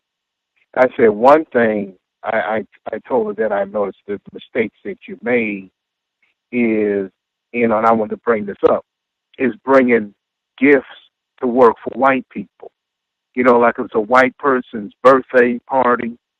Like one of the secretaries, she had bought her a cake. And I knew that white secretary that she had bought a cake for, that white woman was so racist toward all the black people. I just couldn't figure out, why you do that. I said, never do that. Never bring cakes or gifts or birthday presents or participate in that stuff that white folks have called some kind of secret Santa. I said, don't do it. The other thing I told her, I said, your other mistake that you made that I wouldn't do is you said you were having problems with white and she told me, I said, if you're having problems with whites on the job, another no-no is never discuss that you're having problems with white people, with other white people on the job. Because I said, you don't never know who you're talking to, and, that person could be that other white people's friend. I said, you think you can trust white people, but you can't. And I said, the third thing that I've problem that, that I've seen too, when we deal with white people is that one thing that I've noticed is that when we have problems with whites, is black people, you'll go talk to a white person, like a boss or supervisor. And one thing that I notice about white, they try to act like they are on your side, that they're going to help you. And they said, we're not going to have that. And then you talk to them the next day, and then they're against you. And then they do nothing for you. That just shows you how phony white folks are. Then they become part of the problem. I think that's all I had. Oh yeah. And you all were talking about earlier, and one thing that I've learned, never let white people get you upset on the job. You have to remain codified. You have to control your emotions. See, if you remain codified and control your emotions, you can get them upset, like that lady said about the hugging. She's so codified she wouldn't hug her, so the white woman got upset. You could turn the tide on them if you control your emotions. I always tell people, think of it this way. When you control your emotions, a good boxer and a fighter, they never get upset. So if you're fighting white supremacy, you know what to expect. So, don't get upset. That's all I had. And I'll mute my line. Great suggestions. Absolutely. Staying codified on the job and not participating holidays, birthdays, any of the little games, amusements, activities like that they frivolous, just waste of time. Do not participate in any of that foolishness. That's just another way for the tackiness to burst on the scene. Radiant? Greetings. Thank you. Quick question. Did the 16-year-old write back or call in? Do you know that? I mentioned at the top, she wrote back. She gave an update that she spoke with her parents. She was especially thankful for your suggestions, Emmy. I can read the email to say exactly what she said. Don't worry. I can listen to the archive. I do apologize. It was right when the call began, just because I don't want to take up too much time. I'll listen to the archive and then respond again. I'm happy. That makes me really happy. That just made my day, though, that she wrote back. But as soon as the call began, I walked into the house and my mother was waiting for me and to talk about workplace racism. So I gave her my undivided attention and just to share her story because I'm very proud of her. She works for the government and she deals with contracts. And it's her, she's one character in the story, and then another one is this white male. And she was taking over all of their contracts to finish them off. The white guy decided that he didn't want her to take over his contracts, so he was going to finish them off himself. She said, okay. Then this was months ago. And today he comes to her desk and says, I'm going to give you those contracts. And she says, well, you're making an assumption that I'm going to do them. And then they go, it's very professional and polite and quiet, but he says that, well, I shouldn't have even said anything to you. I should have just put them in your name and left it at that. And my mom says, you are, I feel like you're disrespecting me. And so he didn't respond to that. And then she said, well, you can let your supervisor know to talk to my supervisor. My mother is by title and pay grade above this white male.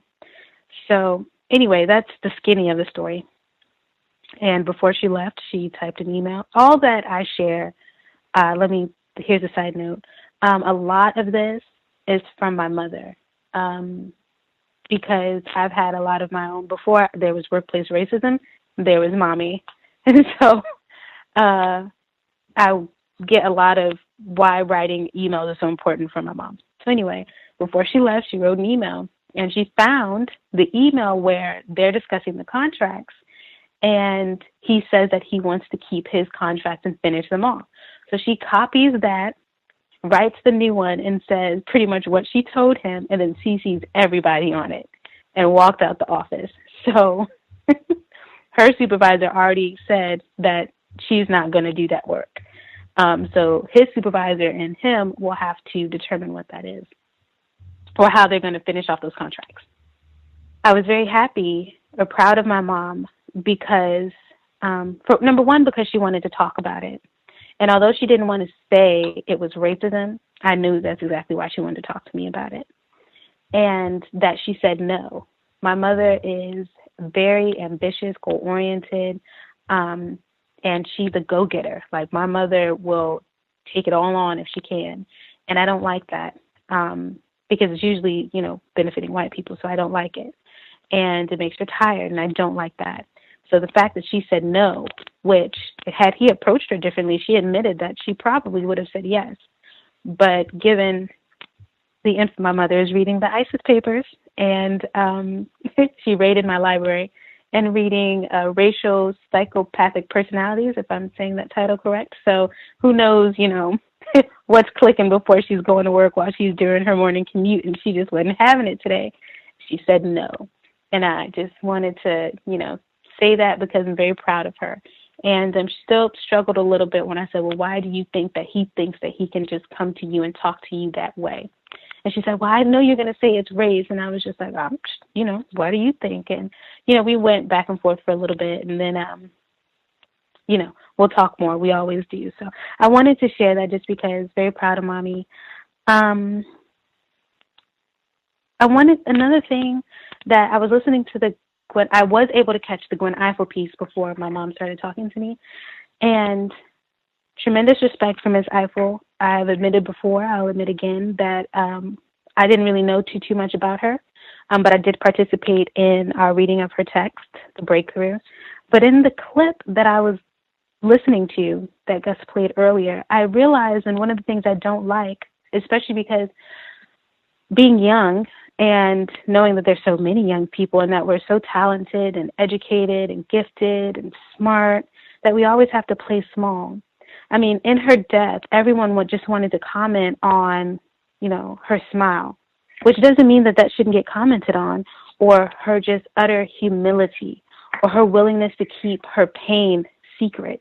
I don't think that those are the I didn't know her, I admit that, but I don't think those are the pinnacle. When you work to become all that you are, for the things that people just hold you in your highest esteem, is the fact that you hid your pain and you had a smile that made everybody feel. I mean, everybody loves somebody smiling, and everybody loves a smiling Black person, so I felt like there were more important things. And I know they mentioned the way she would ask questions or certain things like that, but it just felt like the overall emphasis was just on things that were unimportant or small, or her playing herself down, and that should make her shine in our eyes.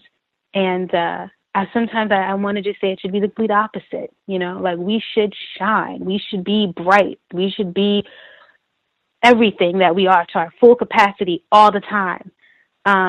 even if like it means that we suffer, those of us, you know what I mean? But so that young people can even see that, not like the only way I can be great and not like shine like Rihanna or Beyonce. I mean, just be like Dr. Francis Cresswell sing, you know, Mr. Fuller, like all the time, just be like, boom, I always, you know, but so that frustrated me a little bit, but may she rest. I just wanted to comment on, and I could be totally incorrect, but I just wanted to comment on that.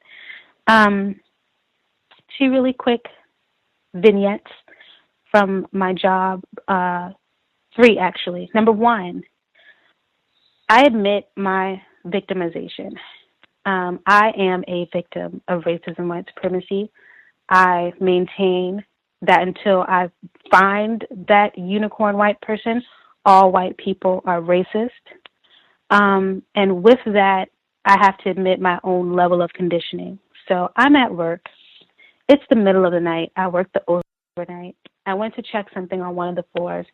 I don't give my attention unless I need to. So, you know, I maneuver around without feeling like I need to interact with every person that's in the front lobby whenever they're there. So I get off the elevators and I'm walking. Now, I think it's a black thing, too, where you can feel when people are staring at you. So this white male is like giving me the death glare. So I've trained myself to be able not to look sharply, like turn my eyes very sharply because it throws them off. And that lets me, you know, regain a level of composure instead of like kind of shyly looking at them. Like I do believe in the power of nonverbals. Actually, I don't believe in it. It's a scientific fact. It is what it is. So I just try to use it as part of my counter-racist codification. I used it. So he looked away. And then he looks back, and I'm still looking at him because it was just like so intense. And he speaks. I don't speak to him. I think I gave him a chin up, and I was like, whatever. So now they leave, him and his white female partner. I'm at the desk. Now it's hours later, so it's even further into the night. And now I'm deep in my studies. And if you can get in the building, I don't look up because that means you live here, you have a fob, so you don't need my help.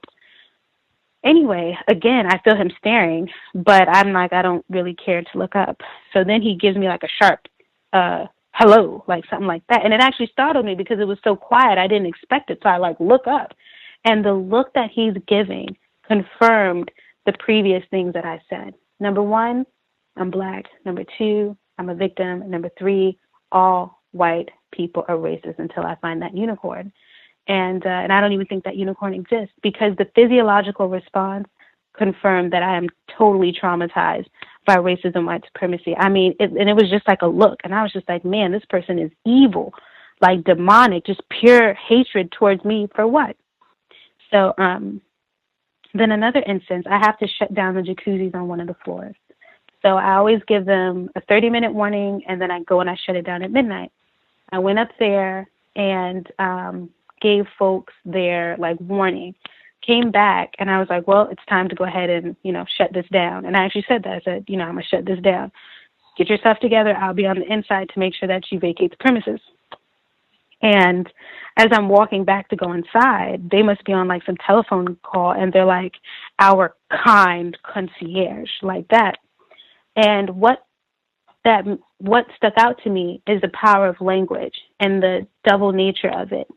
Because especially when we're reading things, our kind concierge, I could read that and it would be like, oh, well, they're just saying the concierge is kind. But when given the whole tone of everything, you know that they're calling me a bad name. Like, I don't know the proper way to say this, but what is bad, what they're saying, all off of this tone thing. And I thought it was fascinating that, like, I was able to see that because the words, if written, would look one way. But when said by white people with the way they want to say it, it was like that could totally be code. Kind could be some kind of code I didn't even know about. And then there's another story, but these 2 white drunk... Oh, actually, I am going to tell this because it's important to protect yourself and trust your gut. So, like I said, it's me, middle of the night. We don't have security. It's just me in the front door. So 2 white guys come, and they really try to bully me. I make them call because I don't know them. I make them call. So they call the front desk, and they're like, yeah, we need to get up to such and such and such. Our friend lives there. I was like, well, you can call him. He can call the front desk. I can give him a call. Just hold on. So I called. The person doesn't pick up the phone. I understand that they're drunk, and I was like, I should just leave this alone. But I didn't want to leave drunk people just out in the cold, you know, like I've been there where it's like you're supposed to be at somebody's house, you like, let me in, and then they pass out, and you like, look, you know, I'm drunk, I'm cold. So, but anyway, so I actually go up there. They are partying. Like, that apartment was loud. They are not sleeping whatsoever. I knock, nobody comes, and they're playing, like, all kinds of, like, so-called hip-hop music with, like, N-words and all that stuff. So I could just imagine, like, what that must be like, because they're all white. So anyway, I go back downstairs, and the white guys are gone. The guy at in the apartment eventually calls back to check back in, and it's like, yeah, I didn't want them there. Now, the two white guys tried to bully me and call me names and stuff like that, too, to make me let them in. They were like, come on, just let me in. It's cold. I was like, no. They're like, we're not. And then they always like to say, do we look like murderers? And I'm just like, that is such a strange thing to say. Yes, actually, you do, which is why you're going to stay out there. And just very interesting because they weren't supposed to be. The point is they weren't supposed to be in the building. I didn't let them in the building because I followed the correct procedure. I did the correct thing, and I really shouldn't have gone up there anyway. I should just let them stay out there and do whatever because they managed it, and they were drunk. And I just know drunk people and alcohol is not going to be good. Imagine if they had got upstairs, got into a fight, brought it down to the lobby. I'd be dealing with all those white people drunk on alcohol, and it could look like Albany or something like that. So I was just like, yeah, no. Stick to the code, stick to the code. And thank you. And actually, guys, the whole time I was talking, I was kind of thinking, if you wouldn't mind reading the email just in case I could respond to the 16-year-old, I would kind of like that. I don't really want to wait, if that's okay. Thanks. The indecisiveness. I know. We'll see. The black self-respect for mommy, that is grand. And great job of following the code on the job. I think that's always great. And yeah, that could have been a colossal catastrophe. And then they would have blamed you. They would have blamed you for everything and made you pay for the damages and the whole nine. And probably would have said that you should have, followed policy and procedure. You shouldn't have let them in the first place, or something of the like. Are there any other folks that we missed before we get emails? Anybody that has not been able to share at all? Can I be heard? Can I be heard? I heard both of you. Mr. Steele, you want to go first? Okay. Yeah, I'm reporting from Orange County, and I just wanted to respond to one of the callers that mentioned their situation with the unwanted touching earlier. In that specific situation, I want to introduce a feature or remind people of a feature that is in their emails, but you may not know it right now. It's called the blind CC or BCC line.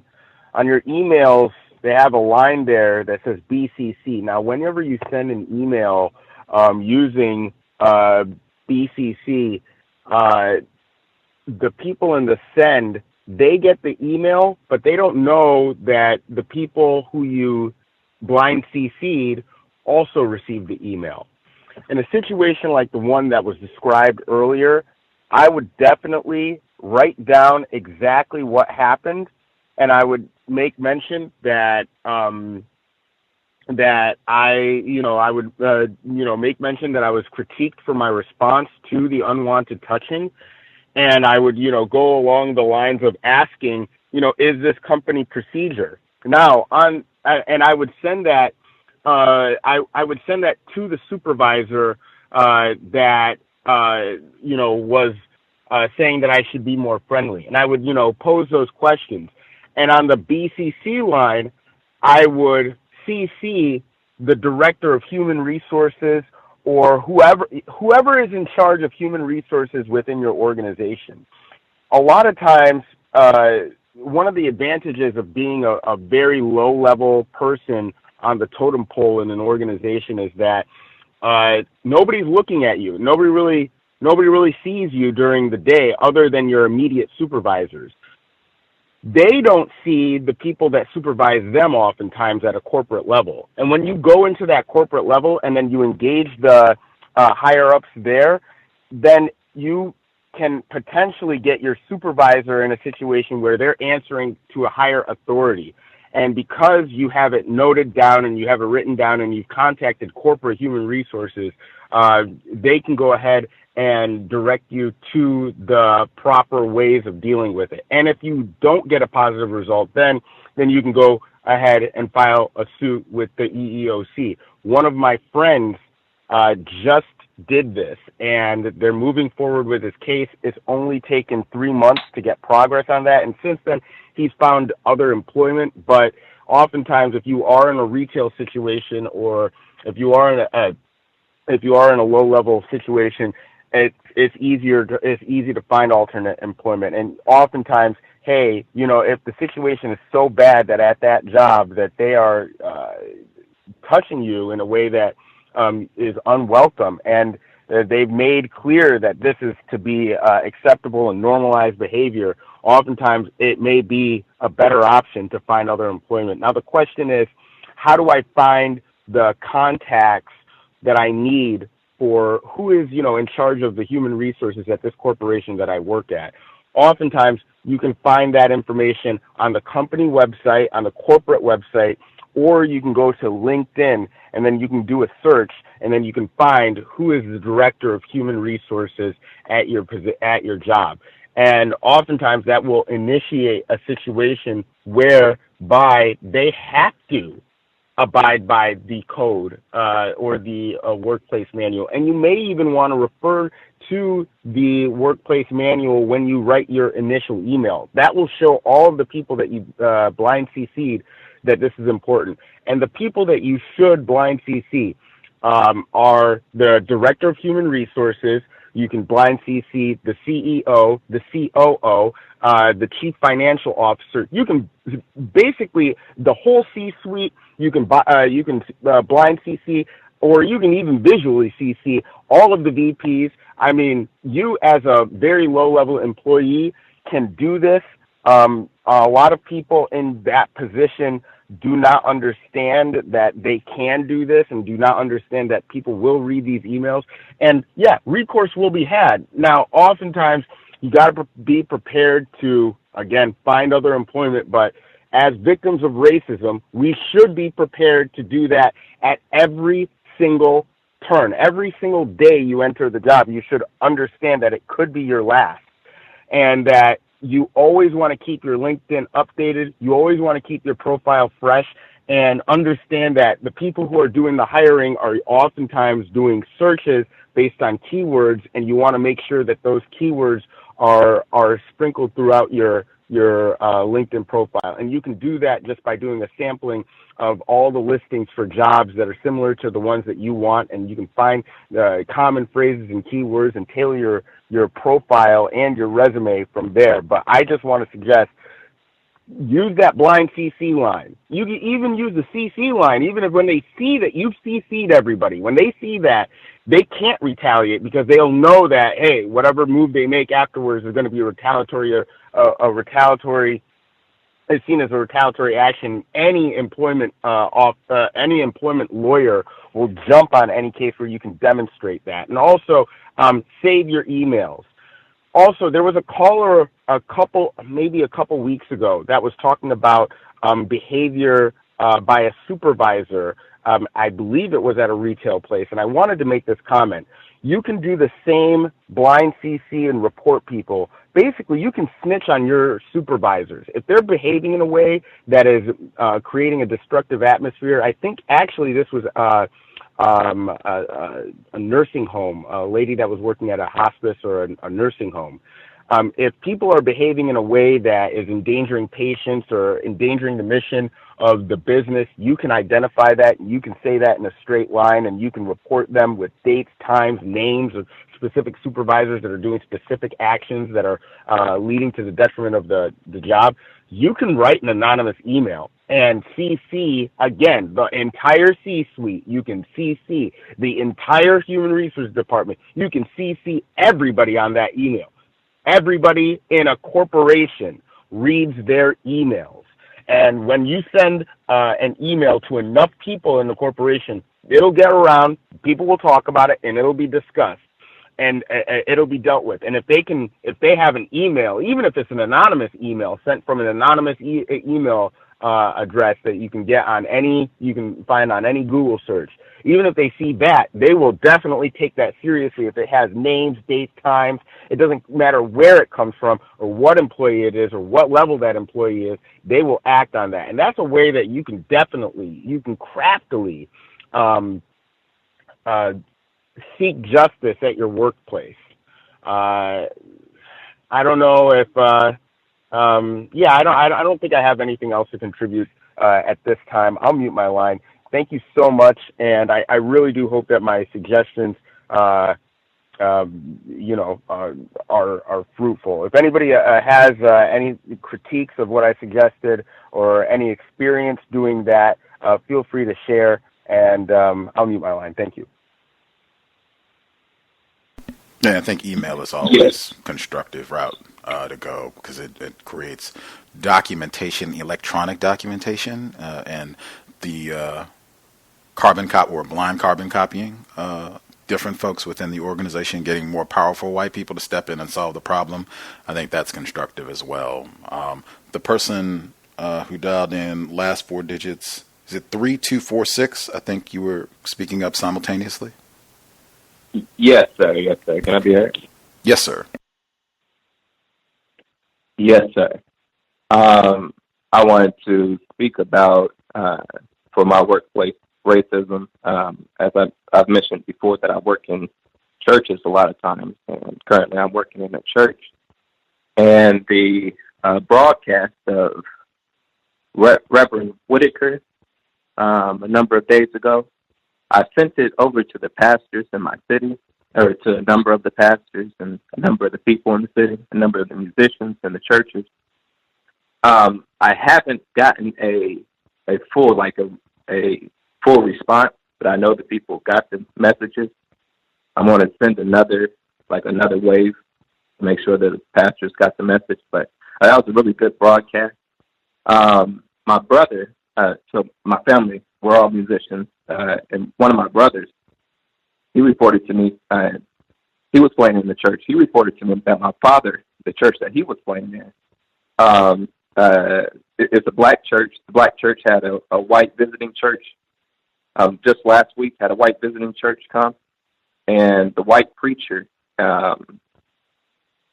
was preaching, "Forgive thy enemy," or "Forgive your enemy," the same that Reverend Whitaker said that she had preached, during Black History Month.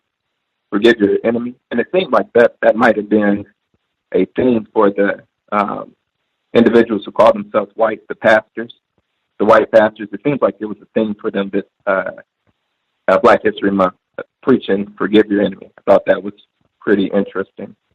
Also, just the racism within the church. Like, I would say the Bible is the worst book I've ever read until I read the Quran. But just in the Bible, there's a lot of things. Whenever it talks about white, it's referring to the people, and it's also referring to a certain idea. And it's just trying to get people to see that even what's going on in the church is supporting white supremacy. It's a little difficult because you have to speak on several different levels, depending on how deep the person is into Christianity, or if they're into Christianity at all. But I even tell the pastors, like my position, a lot of times I tell them I'm not a Christian. I talk to them about white supremacy. Oftentimes they get great responses, but then here comes Sunday, they're talking about Jesus again. But whatever. the individual, there was a male caller who was talking about his daughter is in school, and he was just speaking some on that. I would say, I heard him say about she was going to advanced placement classes, and I would just suggest that if you can, put her in all advanced placement. Like there's a advanced placement, like that's like a title. I think there's advanced placement and there's honors or something like that, honors classes or something like that. But I was put in advanced placement. Mom put me in it, and the classes were not what I've seen. The classes weren't more difficult than the regular classes. The only difference is that your grade point average is weighted. So I mean, you can make a C in advanced placement, and then when you end the year and you unweight the score, you might have a B, you might have a low A. You know, so that's just a suggestion. And the white kids in those courses, they cheat the whole way through. They copy each other's work. I mean, every morning. I remember it every morning. But anyway, that's just a suggestion. And thank you. I'll mute my line.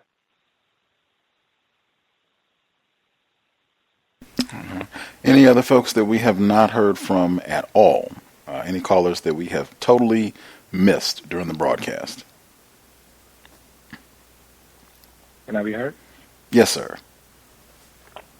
All right. Greetings, Gus, and all the callers. Just a couple of things.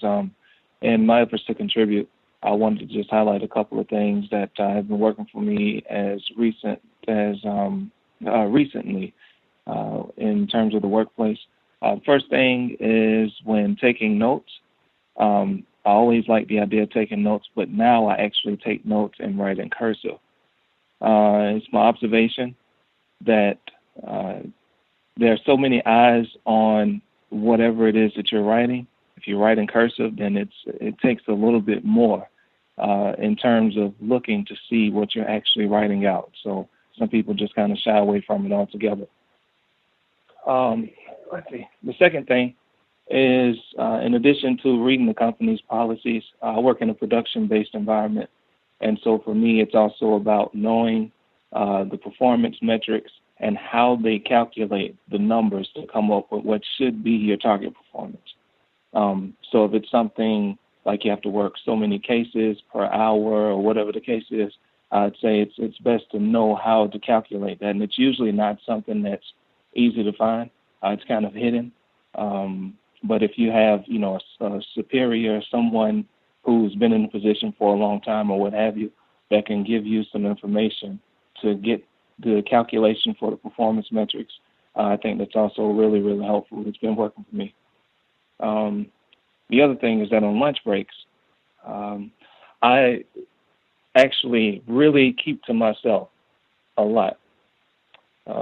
In terms of lunch breaks, I use my lunch. Since I have a 1-hour lunch, I'll go and run to a running trail that's a little bit outside of my job, outside of the building I work in, and I go there and I run, and I may only run for 20 minutes or what have you, and I'll come back and we have a shower in the building, and so I'll come in and shower and then go back to work. I bring my lunch instead of me going out and buying lunch, spending money, or eating lunch in the cafeteria where you're in an area where you're around other people.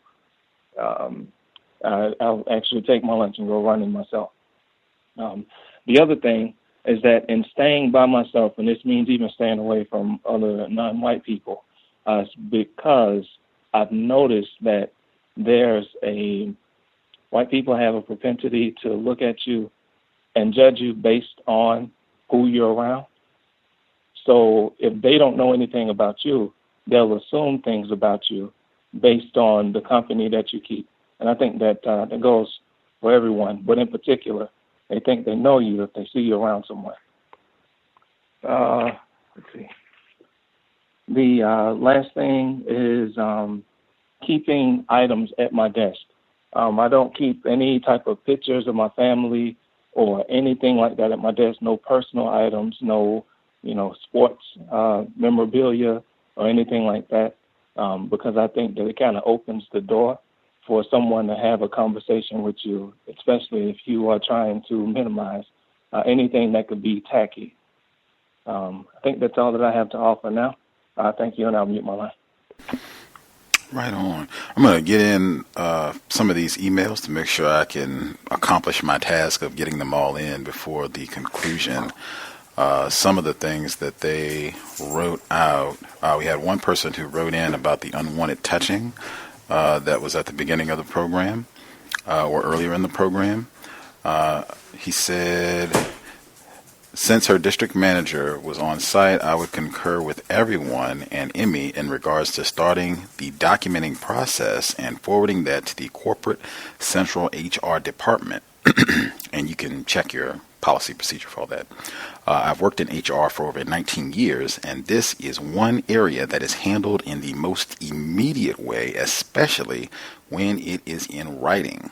And this person included, it's a website that kind of gives the general policy about sexual harassment. I guess this is just kind of a boilerplate example of what most companies tend to have, or something that is very close to what this is. I'm just going to put it on our Facebook page so you can kind of check out and see what it is. You can check your policy and procedure as well. That would be best. Check your policy and procedure. I think someone said that earlier, the sexual harassment section, and see what it says and kind of tailor your language. Or you can just include it. If you write the letter, you can include it in its entirety, and I would probably use some of the same language from your policy and procedure when you write up your documentation. One of the other responses was, let's see, we had, black female. I was trying to approve a major account for a very successful black male. He owned a limo company and was making a large amount of monthly income. I personally did not question him. I just simply looked at his credit file and was ready to approve him. My big white manager comes over to me and tells me to hold off on approving this black male. My white manager didn't believe he made all of that money or that he owned anything. He made me conduct an interview to get more information on this male, and to see if he was legitimate. These interviews are generally for those who you know and are trying to create a fraud account. I did not want to interview this male, but I had no choice as I was being watched. I interviewed this male and he aced it, but that was not enough for my manager. My manager had to take additional time to look over this black male's credit file himself. He didn't find anything, but made sure to approve an amount way below what this black male was asking for, and I had to be the one to relay the message, of course. This black male got upset, and rightfully so, started asking why. Due to rules and regulations, I'm not allowed to give out the reasons over the phone. I felt really bad, and this is not the first time this happened. This happens to black customers multiple times a day with me and other representatives. How do you cope with a job that literally forces you to harm another black person? I feel like we heard this question before. I get calls from white people who don't have social security numbers, and the manager never has a problem with or even gives a second look to opening a major account for them. With black people, it's either a slow decision or just a straight out denial, regardless of credit history. And that is the system of white supremacy. All areas of people activity, and in my view, further evidence that white people are not ignorant about racism. Can I be heard? Yes, sir. Okay, with that situation, I know a number of Indian businessmen and Asian businessmen, and these people knowingly employ white people to be partners, or to have a limited stake, or even just to have a titular role in the organization solely for the purposes of procuring loans and doing in-person meetings. At one point in time, I was in charge of an organization, and I had a partner who was a minority partner in the organization, and he was white. And anytime we had to do business. He was actually just creative on the team, and had no business with the numbers or anything.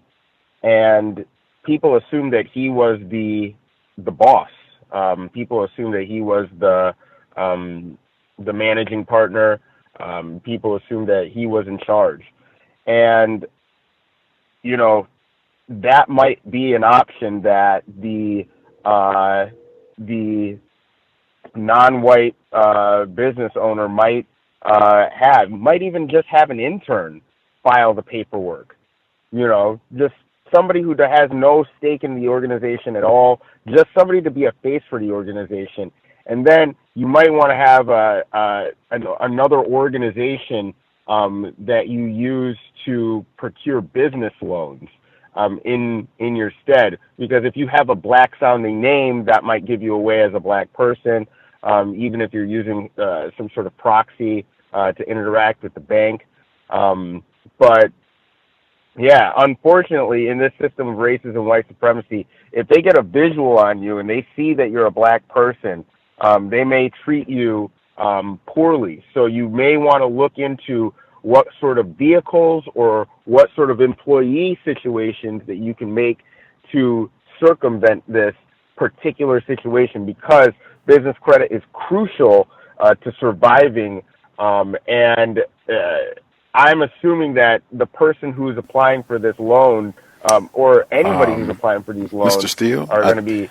That information is appreciated, but I think the perspective that this is being written from is the black person who is being told to deny the loan, not the black person, man being denied. So, yeah, although that is probably appreciated. Why my question is, why hasn't she reported this? I mean, this is clearly illegal behavior. Why isn't she documenting this? Why isn't she taking stock? If this is a clear pattern that can be observed and documented, and you can see that there's discrepancies in the rates at which people are being loaned out money. I mean, this is a financial institution. Yes, she should, make use of the whistleblower laws, save some of this information if she can, even if she's just using her iPhone to take photos of these loan applications that she's being forced to deny. Even, just record even the interactions between her and her managers, and then record the interview process and everything like that. Submit that to whatever whistleblowing apparatuses within your state, because every state has, and every financial regulatory body in every state has a whistleblower line. You should make use of that, because that's straight up illegal. So, and it can be demonstrated that it's being done on a racial basis. Wrong, illegal. This is something that can be demonstrated, and they don't even have to know that it's you reporting. So there's plenty of anonymous ways to report, plenty of anonymous email addresses. You don't even have to establish an email address. You can go through a VPN on your cell phone in a couple states away. I mean, there's so many different ways to report.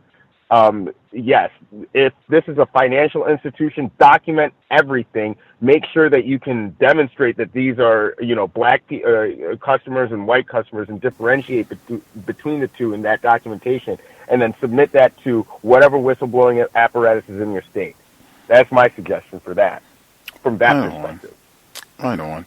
If other folks have comments, I do know that this sort of thing is happening all the time, all over the world, where I think we've had other people that work in different financial institutions in different parts of the world, and they've said that they see the exact same thing happening at all levels, even people that are in real estate, black realtors being denied access to being able to make to make the same profit as white realtors. But I know it can be difficult, because I was thinking, how are they making these assessments? Because white people now, I'd say they have gotten increasingly good at being able to obscure that they're practicing racism, that yes, they're just blocking these black people, non-white people, but particularly black people, blocking them from getting loans and what have you, just because they're practicing racism.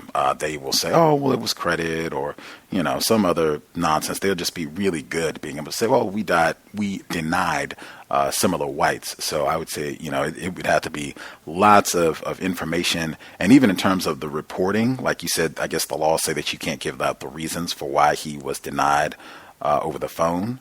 I don't know if you encouraged him to come in to get information, if that's if that's something that you can do with your job. I think it was important she included, this is a black female that said that she has a white manager over her, kind of, forcing her to do this, and then blocking this black male from getting the loan amount that he was seeking. She was ready to approve him, but her white race soldier manager interceded. I was inquiring, so if this black male that was denied, if he wanted to come in and get the reasons for why his loan was denied, would you be the one that has to talk to him to, explain why his loan was denied? What reason do you give him? Like, do you even, what are you to say even? Is that written out, like why? Or I guess it wasn't denied, he just didn't get the amount that he was seeking. So what reason would you have to give? I was thinking about that as well. Like, is something just manufactured? Like, that's what I mean about the details. Like, it would require a lot of details to show. And because this person also said that they had seen this as a pattern, black people being denied. Lots of details in terms of what reason they're giving for the denial, what's happening to white people who have similar financial their financial portfolio is similar to the black people that are being denied or given loans that are significantly lower than the amount that they're seeking. Lots and lots of details. Did other folks have any suggestions for the comments that were read thus far? We still have more emails.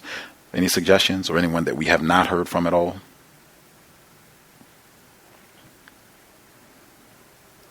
Can I be heard really quick? Hang tight. Are there folks we have not heard from at all? Okay. I will assume we get. Oh, yes, sir. Just really quick, Gus, can you hear me? Yes, sir.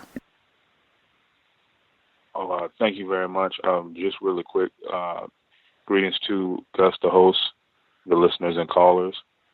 I had a few incidents myself, and I was trying to just gather them up because, like, some of them happened a little while ago, and I forgot to bring the analysis to the program. There was one where it was quite a few statements that were made by other victims that I found interesting. There was this one time, it happened very fast, where I had just clocked in to come into work on a particular morning, and I guess there was a white woman that greeted, I believe it was me, and a black female, older black female, and sometimes on the job, you have people that'll, I guess, compliment, someone's presentation or, the type of clothing someone has. So she pretty much made a comment about that, saying, "You look nice today." And the black female said, "Well, I think I look nice every day." So the white woman, she was she got like suddenly instantaneously quiet, went into the break room. So then the black female says, "Well, if you can't make fun of yourself, then you aren't humorous." So I was trying to understand what that meant. So I don't know if she was trying to say, like, if she was saying that, if she thinks that she looks good every day, that's something to laugh at herself about. I don't know. But that was her response. And then there was another time with this same female, another white woman, she had called her the name of the other black female that's in our area. Like, she called this black female another black female's name. And, the white woman, she like called herself and she to call you this name, but, she basically called her another black person name. And then the black female just says, "Oh, well, I don't really get offended by all that." So she was like, kind of like brushed it off. I mean, it's interesting responses she gives, very intelligent. And there was like the other black female, she started talking about Jeffrey Dahmer, and saying like all of the victims, and he was a white guy, and she was telling it accurately too. Like she was saying he killed, I think, 17 people, and most of them were black people, and she said, I think, turned people of color, and she was, she was talking about it all, and like, but it was mostly black people in the area, and she seems to be very, I guess, some people would say, conscious or aware about talking about race at times, but I try and stay out of the area when she is, and there was another incident where I was on the other side of the building, and there was a time where another black coworker and a white person, they was looking out the window like, they was looking at something, and apparently, the same suspected racist, he was sitting across the street, and I guess he has that, I guess, mental issue, but I think he's still well aware of his actions. So, the black person said, well, hey, wasn't that guy that was, bothering you? I said, yeah, that's him. So apparently a black couple walks by him, and this is happening like right when we're looking at it. So the black male and the black female, they stop and they turn around and look at the guy to see, like, to see what he was saying. So the black guy, he walks back up to him. It was almost like the reaction I did. He walks back up to the guy, and the white guy, he gets more, more hostile and more venomous in his speaking, his way of speaking to the black guy. So, he's just, trying to get all just, boisterous and energetic or whatever. So the black guy just turns around, and I'm like, oh man, he's over there doing it again. So the black people end up walking off. And this last incident was, I was talking to another black female, and I think this is a double entendre because I was talking to her about something. I think it was about communication, like the importance of communication. And this white person, she just walk in, and she says, I guess it's a black day today. So, I had on black pants, like black shoes, and a black belt, a gray shirt.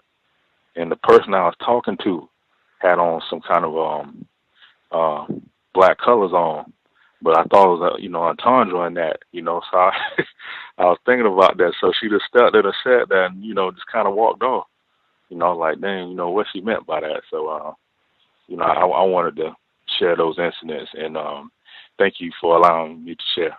Appreciate that. For sure. He gonna drop the Latin on us. Wowee.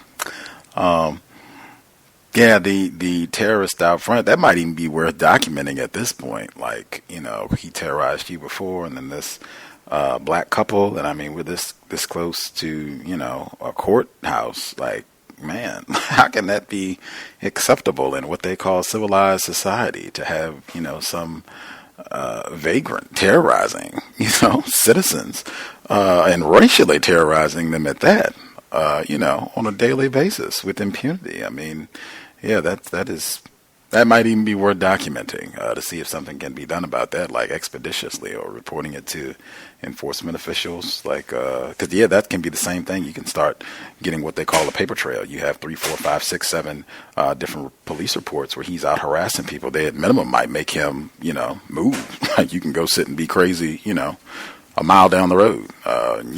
Hopefully there'll be no black people in that area. Yeah, and I've seen that happen as well, where white people, for some reason, they mistake a non-white person. They'll call them the name of a different non-white person. I've seen that regularly, and where a lot of times in these workplaces we are terrorized, so the non-white person will just laugh it off or won't make a big to-do about it. I think even myself, when I was more confused, just didn't immediately connect that with racism, or certainly didn't have the wherewithal to make a public proclamation that, yeah, I think that's an act of racism, and I'm going to get, angry and upset about that. Make sure there aren't, we have about 30 minutes left in the program, so if anybody has anything they want to share before we wrap up, last 30 minutes, feel free to dial in. there was one other email I need to read. Did anybody have any thoughts or suggestions for the caller who wrote in about the friend and the babysitting situation where he was trying to help? It was two anti-sexual white women, and I think the word used was he assumed that they might have a non-white child, and they wanted him to come to their residence. His code is that he meets all potential students at a neutral site, library or something. And they refused to do that. They want him to come to the residence, and his friend was asking for a suggestion what to do. I said I just wouldn't do it. I would say, hey, my code for conducting business is we meet in a neutral site. I don't go to clients' residence. If you're unwilling to do that, then you might need to find another service. Did anybody have any other suggestions for how you would deal with that, or would you just go ahead and go to the residence? Can I be heard? Yes, ma'am. I'm going to just second what you said, just in case, when he goes back and he thinks about it, maybe something in him says, well, maybe I should just go to the house. I'm going to say no, absolutely not. If your policy is to meet in a neutral place, you meet in a neutral place. And the fact that two white women are very, very adamant about you coming to their residence to meet their son or their adopted child or whatever the situation is, don't do that.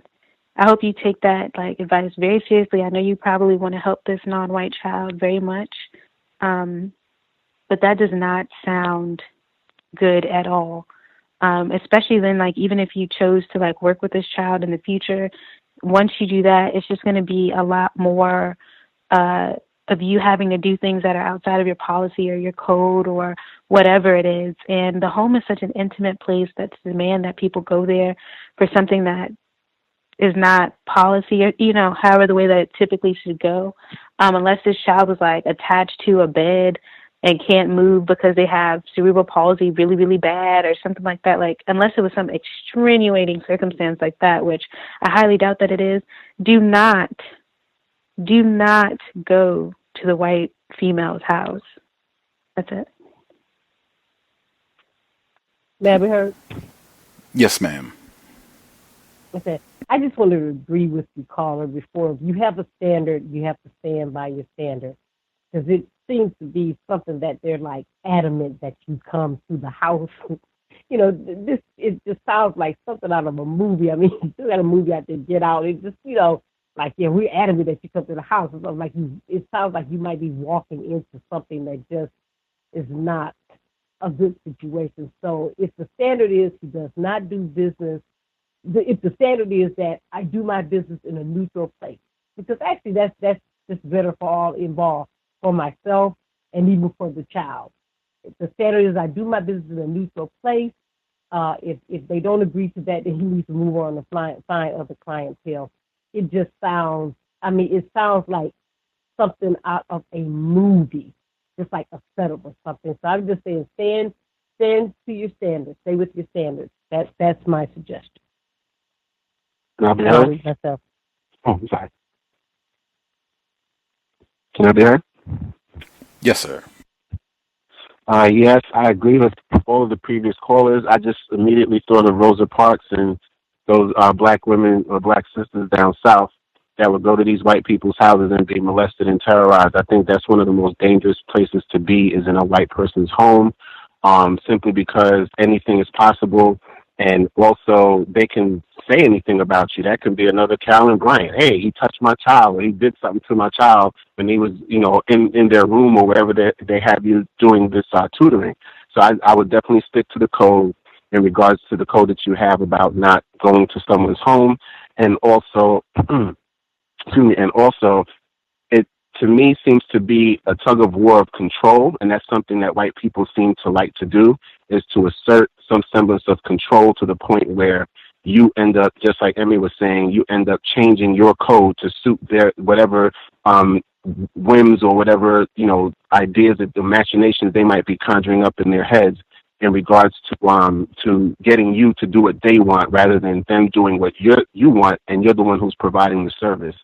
And also, I wonder if they're even beyond the anti-sexual nature, because I've heard stories of black males or going into situations with white females, and because they're so adamant about it, but they might try to sexually terrorize you. They might come at you and say, hey, we want a threesome or some craziness. So definitely do not break your code. I'm thinking it's something where they're trying to assert a form of power and mind control over you to get you to kowtow to whatever that they want you to do, rather than you doing what's most conducive to your safety and to the betterment of what you're trying to accomplish. So if they don't give in to what your code is, forget it. And I understand as a semblance of black self-respect, you might want to help a non-white child if they have a non-white child in their home. But in a situation where your potential life situation can be altered catastrophically, I would not put myself in that scenario, even though I would want to help a non-white child, especially in a terroristic scenario like that. But I would just make the decision to stick with the code. Thank you. Might not even be a non-white child. Just throwing that out there as well. If it is, tragic, terrible, but this could be, moving forward. Let's see. Alrighty. So the young lady who wrote us last week, the 16-year-old, where she was being terrorized at school, we gave our thoughts during workplace racism last week. She listened, and she wrote back in. She said, thanks for the constructive information. I'm taking your advice as well as the advice of the female that called in. I have since told my parents, hurrah, they're going to the school to see about the grade change. Hopefully the glasses as well. Remember, the teacher put his finger on her glasses, pushed her glasses up on her face. So hopefully that'll be two things her parents will address. From now on, I plan to document these incidents in a journal, as the female caller suggested. Emmy, I would love to call in at some point in the future. We will make sure she has the information to do so in the future. Other folks who have commentary, and again, the importance of talking about racism, because she had shared previously that her sister, she has an older sister, who was the one who, I guess, first began informing her about racism.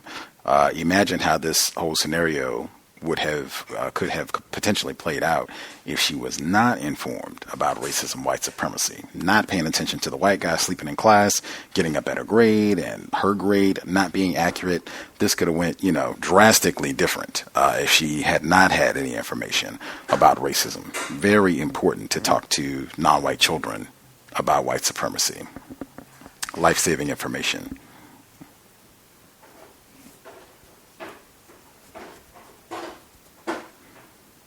Other comments? Can I be heard? Yes, ma'am. Thank you for reading her email. And to you specifically, to the 16-year-old, if you listen back in, and then to any of the other young people who may listen in, and then to any of the parents who have young people, there were male spoke earlier talking about his daughter wanting to take a lot of math and science classes, so kudos to that.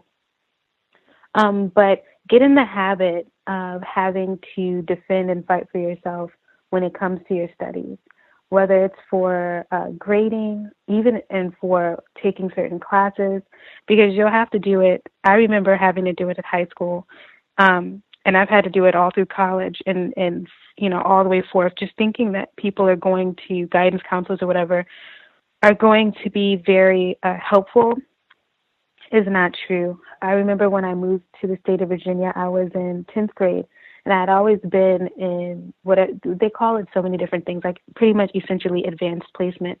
And when I got to the high school, where I eventually graduated high school, the guidance counselor, my mother was with me, the guidance counselor pretty much told me that I couldn't take any advanced placement courses. And then talks, and then says, well, there is this program, but you can't do that. And I was like, excuse me? And then he tells me about the program, and he's like, yeah, but you wouldn't like that. And anyway, it's like an isolated program where they focus heavily on science and math, and it's an accelerated program to prepare you for college. And anyway, the conversation ended with me giving him a dumb face, like, why are you still sitting here? Get me an application. And that's actually what I ended up saying. I said, I said, I want the application. I want to do that. And I got accepted into that little program thing, and that's what I did. So I I'm very happy to know that, young people are very committed to their studies and to their education, not necessarily for money and prestige and stuff like that, but just because you can, your brain could take it, you want to do it, you can do it.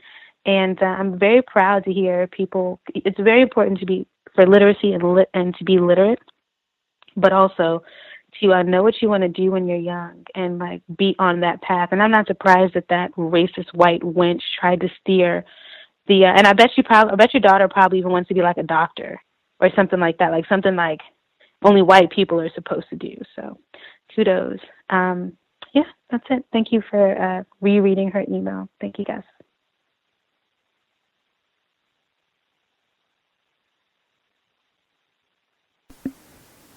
Any folks that we missed completely have commentary they wanted to share for workplace racism? Any folks that we missed? Can I be heard? Yes, sir. Greetings, everybody. First-time caller. I'm calling from California. I work in the construction field as an inspector.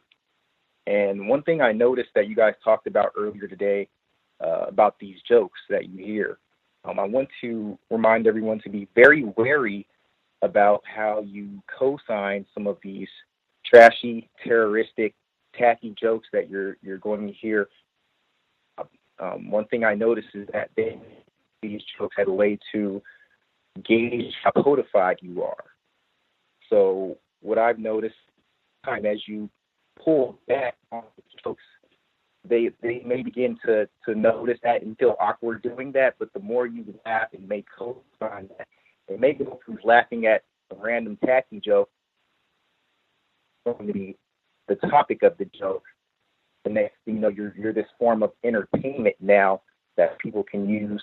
So I want you guys to be very wary about finding these tacky jokes and go bad very and really hurt your credibility, how serious people take you.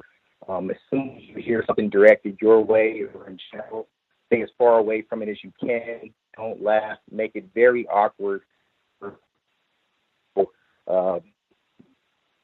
out you or around you. That being said, I'll go ahead and move on. Thanks, Gus. Great show. All right. Awesome to hear from first-time caller, not being a spectator. And that is important. I think we talked about that with those racist jokes regularly down through the years, like when they're joking, and I think even the male caller early in the broadcast when he said he was reflecting back, remember this white guy kind of pulled him aside, was like, yeah, you're one of the good ones. The rest of these guys, they're just losers and bums, but you are smart. when they tell a racist joke about another person that's not present, and you laugh thinking, oh yeah, you're in, we're cool, they're joking about you as soon as you leave, and just nip that in the bud immediately. Mr. Edward Williams, he was on the program some years back, and he says once they even start, like it sounds like they're heading there, he just stops it immediately. Says, I don't even participate in those sort of jokes. And if it's a situation where he can walk off, he walks off. If he's seated at his work area, he just goes back to work and ignores everything else that they have to say. If they continue talking, he says a lot of times that just permanently ends the situation as soon as it sounds like they're going in some sort of tacky and trashy situation with the humor. He just hey, I don't even participate in that sort of thing, and that's the end of that. Other folks have commentary. Workplace racism. Good to hear from you. First-time caller.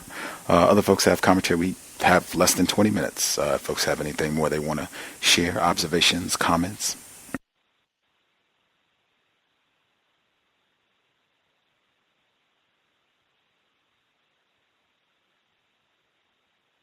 Any other responses to the question that was put on the table in terms of what is quote-unquote success, or people losing the motivation to, want to be ambitious in their career, or in just working in general, just losing ambition, or just kind of at a crossroads in terms of how they feel investing their time and energy in racist work environments? May I be heard? Yes, ma'am. Okay, thank you. I'm glad you brought that up because, I listened to when the gentleman who said that, and I know in the workplace, sometimes, not that we can take race out of it, but let me just say this first. Sometimes it could just be that maybe he could be in a crossroad in his career, which might mean maybe it's time to move on to something else. Whatever that something else is, he would know that, or maybe to begin to explore new opportunities and stuff like that. Now, to bring it back, workplace racism, because we do know that it is just hard, day in and day out, go to work on these jobs. And unfortunately, we do have to put up with this racism. It's just hard. And I think sometimes maybe with that stuff that, because sometimes I think very deep in our subconscious is this thing that we may not think about. Deep in our subconscious that, oh God, if I could just prove to them, then they'll change. I think that's something deep in us now. I know there'll be people in the line that's listening probably say she's just totally wrong.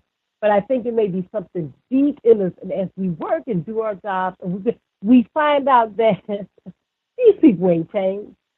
The very, what's the word I'm trying to say? Mentality, I'll use that word, that we see in these white people today is that same mentality that our parents dealt with. My parents are dead. If they were alive, my father would be 90, my mother would be close to 90. And hurt their parents, if my grandmother was alive, now she'd be up in her hundreds. So you see what I'm saying? Going back. It is just white people. It's just them. Just I think, I don't know if it was Emmy who said something about the man who would just look at it and just hate you just because you're black. And we'll try to hurt you. We'll try to kill you. And I think that there's some of that just, subconsciously we say, as we work and do what we do and do well, and then you discover that these people, they don't care, they don't change, they are what they are. And then I think that's an eye-opener. And it's a hard eye-opener. Because, you know what I'm saying? And then we have to come and deal with realities. And then you get to a point is, selling white folks' homes and, maybe making $250,000 a year, because there's that piece that probably can never be, it's kind of like an empty hole. It will never be felt. Never be, as long as we stay in this system like it is, that empty hole will be there, because we have to deal with these treatments, if you will. I don't know if I'm making any sense, but I know it's crazy. I'm saying it. I know what I'm saying, and I don't know if anybody else thinks that. Maybe they understand what I'm saying and they help me out. But I think that might be some of it. And now, because of that, after a while you start looking at this, and then you begin to question all the things that we've been told. All the things, you work hard, blah, blah, blah, blah, blah, all the stuff. And we find out we worked hard, this, that. And, still they look in your face, put their middle finger up at you, still call you a nigger, and just blow all the stuff out that you're doing. And I don't know. I just want to put that out there. Hopefully that may help some. I hope it does. I just feel like there's just something with that. And I'll mute my line. Thank you. Can I be heard? Yes, ma'am. I understand what you're saying. Every black people seeking white validation, and there's something deep down inside of us that really hopes that maybe it's within our control, and maybe it's just something that we're doing wrong, which means that it would be something that we could fix that would make white people treat us right, validate our humanity, even like us, and accept us as equal, and that we wouldn't really have to go through all the messy work of replacing racism and white supremacy with a system of justice. And we could just, amalgamate and be fine and happy. But the question of success, I think, is a very interesting one. I'm actually happy someone posed it. I wish I would have known earlier. I would have spoken on it a little bit earlier, but that's my fault. I struggle with this a lot. As someone, I'm very ambitious. And sometimes, being really ambitious because I'm a millennial and I'm ambitious, and I want to reach the highest heights that I can reach in any way that means. And then also being like goal oriented, and then like focused, and then all the things that come with it just because I'm human and I'm here. And so, for instance, let me kind of flesh that out. I'm ambitious. I want to reach the top of the mountain because I can, because I want to. I want to prove to myself that I can do it. Also, like Dr. Wilson, one time she said it, my heart jumped out my chest. She said, we need to stop embracing being poor. She said something like, let's make money. And I was like, yeah, that's what I want to do. And when she said it, I was like, good. I don't have to feel bad because I don't want to be poor. Like, I don't, you know what I mean? I don't. I'm tired of that being like our narrative. Anyway. So that's part of it. When I think, also being able to like influence change, I think that's part of the thing when we think success too. So anyway, when we come to like a job for the most part isn't going to give us that. So we'll never feel fulfilled in that way unless we've chosen a career path that we, can create and do some of our own thing. But we won't be able to escape racism, white supremacy, which brings me to the point that two things. Number one, we've all been conditioned. We've all been shaped and molded as we are right now. And so that's to look at success as one way, having degrees, having a lot of money, having this, having that, having all this stuff, right? Because we're in a system of racism and white supremacy, that's what racism and white supremacy will mold Black people as, is, always being hungry for something else, which is going to keep their system in running. But if we look at, as we are, Black people who are constantly being victimized by racism and white supremacy and dehumanized, we don't have full humanity, then I think the way we would define success would be in replacing the system of racism and white supremacy with a system of justice. And then from there, we can start redefining success to be like, well, now we've set up these institutions and created this kind of company and done all that kind of stuff. But to do all of that within a system of racism and white supremacy is always going to lead us back to the same thing, that we're Black, that we're ultimately niggers in the eyes of white people and even some other non-white people, and that we don't have full humanity. So I think, and what to bring it to the second thing is that we have to condition and shape ourselves. Well, I can't say what other people have to do, but that's what I do. Remind myself, like, all right, I could want to be out here doing all these things and on whoever, but I can't really do that because that's not my focus. That's not my goal. What I really want to do is replace a system of racism, white supremacy with a system of justice. So all that I do, wherever I'm at, whether I'm being a concierge at the front desk, that's my focus. So all of this, whatever, to pay my bills, or even at school, so I can get the knowledge to be more articulate, to talk about this and help Black people wherever. Like, it doesn't matter. I'm successful when I replace a system of racism and white supremacy with a system of justice. Everything else, I'm just Black in a system of racism. I hope that helps to clarify it a little bit, but you have to condition and shape yourself to accept that as true, if it's true for you. Well, thanks for understanding. I hope that helps, the gentleman and anybody else. I think what you said was definitely on it. Like you said, always seeking that white validation, and I think it's just so deep in us. And then, like Emmy says, that even the way that we look for success, because the truth of the matter is the way that we look for success is basically to be like them. And I don't, lately, as I've been reading things, and I say, as long as we live our lives trying to be like them, we will always.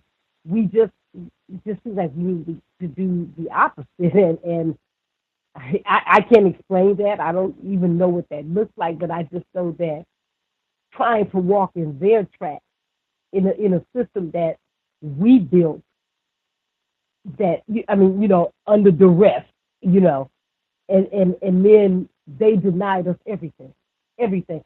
So like people say, oh, it'll take us 400 or 500 years to catch me. We will never catch up in this system because the system wasn't designed for us to catch up. So we have to find another way. And I know it's within us. And it may not, remember, I'm 60 years old, you're a millennial, it's you know what I'm saying? There's just things that I probably won't see. Hopefully I'll get to see some things before my eyes close, before I make my transition. But I just know that we can't keep going on like this because, it's just, it is what it is. And and I'm going to say this and I'll mute myself and thank you, Gus, and thank you, Emmy, and for all this living. The psychological warfare is very real. And I'll mute my line with that. Thank you. That reminded me of two things. Number one, just strive for accuracy. One way we can work against racism, psychopathic racial personality, and other essays. Dr. Bobby E. Wright, book was mentioned earlier, correct title. And then also I was reminded of Dr. Welsing with the question that was posed earlier, and she said that she thinks that a significant portion of black people who are unemployed are black people who have been terrorized under racist work conditions, and they've just dropped out of seeking employment at all because it was such a traumatizing and violent experience for them. And this is someone who had more than 40 years of clinical experience as a general and child psychiatrist, and she talked about speaking with a number of black people who were experiencing a variety of trauma related to racism, a lot of it related to things that were happening to them on the job. So, and I mean, that would include, because she was a general and child psychiatrist, she also dealt with a lot of children who were experiencing things that happened to them in the classroom, and I've said consistently that is work for children. So I mean, if we include that was a sizable amount, and I think she gave some case studies over the years when she was on this program. I've played some of them as introductions for our Thursday Workplace Racism segment. Did anybody have anything they wanted to get in before we conclude? Anything more? Yes, can I be heard? Yes, sir. Thanks again, Gus. I appreciate the opportunity to speak. What you just said couldn't be more accurate. Before my wife's parents' health deteriorated over the years ago, I did not want her going to any white man's plantation ever again because of the terrorism that she experienced from white people, and then sadly sometimes from non-white people.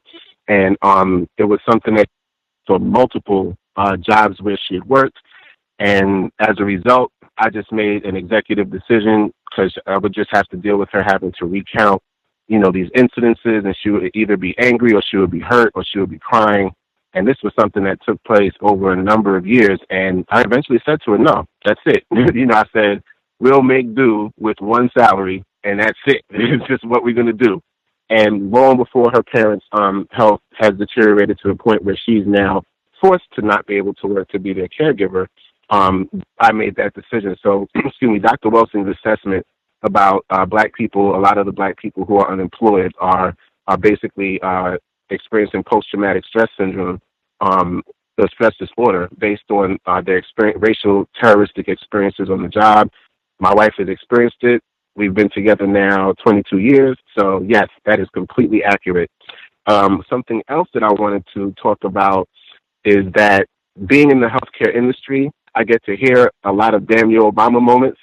And one thing I've recognized, and I didn't get to talk about this since the beginning of the year, but since the beginning of the year after Donald Trump's inauguration, one thing that I'm hearing from quite a few mayonnaise callers that call to my job is the fact that they can't wait for Donald Trump to nix Obamacare because they think him and his crony Hillary Clinton are the two worst things that ever happened to the country.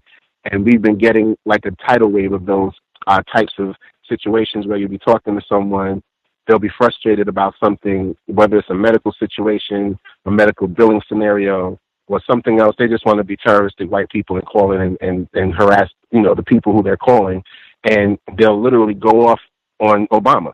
And that's something that I did have to, and next time it happens, I'll try and just notate the incident with more detail, because there were so many of them since the Trump inauguration. It's just hard to voice them all. But because there was so many of them, you made me think about that before the end of the show. So I just wanted to put that out there. And yes, Dr. Welsing, the brilliant goddess of black self-respect, she's absolutely right. I agree with her. I think a lot of these black people are basically victims of terrorism, and they just are not willing to put themselves through further mental anxiety over dealing with these white people. Thank you so much, and I'll meet my line. Right on. And that will wrap us for the day. We will be here tomorrow for the Delectable Negro, session 6. We are a little bit over the halfway mark of the book. Vincent Woodard, the late Vincent Woodard. Same time, 8 p.m. Eastern, 5 p.m. Pacific, and certainly we'll be here for the compensatory call-in Saturday, 9 p.m. Eastern, 6 p.m. Pacific. We'll review what has transpired over the last 7 days. Observations, thoughts, counter-racist suggestions. If you have suggestions, if you have questions, you can't find something in the archives, you have a gripe, you don't understand something that was presented on the program, feel free to drop an email untiljustice@gmail.com. untiljustice@gmail.com.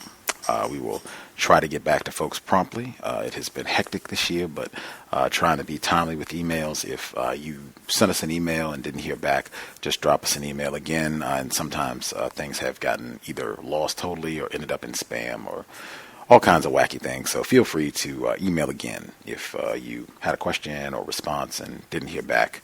untiljustice@gmail.com. With that, we will wrap things up. We will be here again 24 hours from now. We'll be here for the broadcast tomorrow. I hope it's been a constructive investment of your Thursday evening.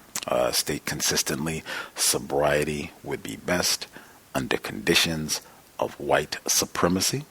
I do not think us being intoxicated is going to help us be able to solve the problem of racism.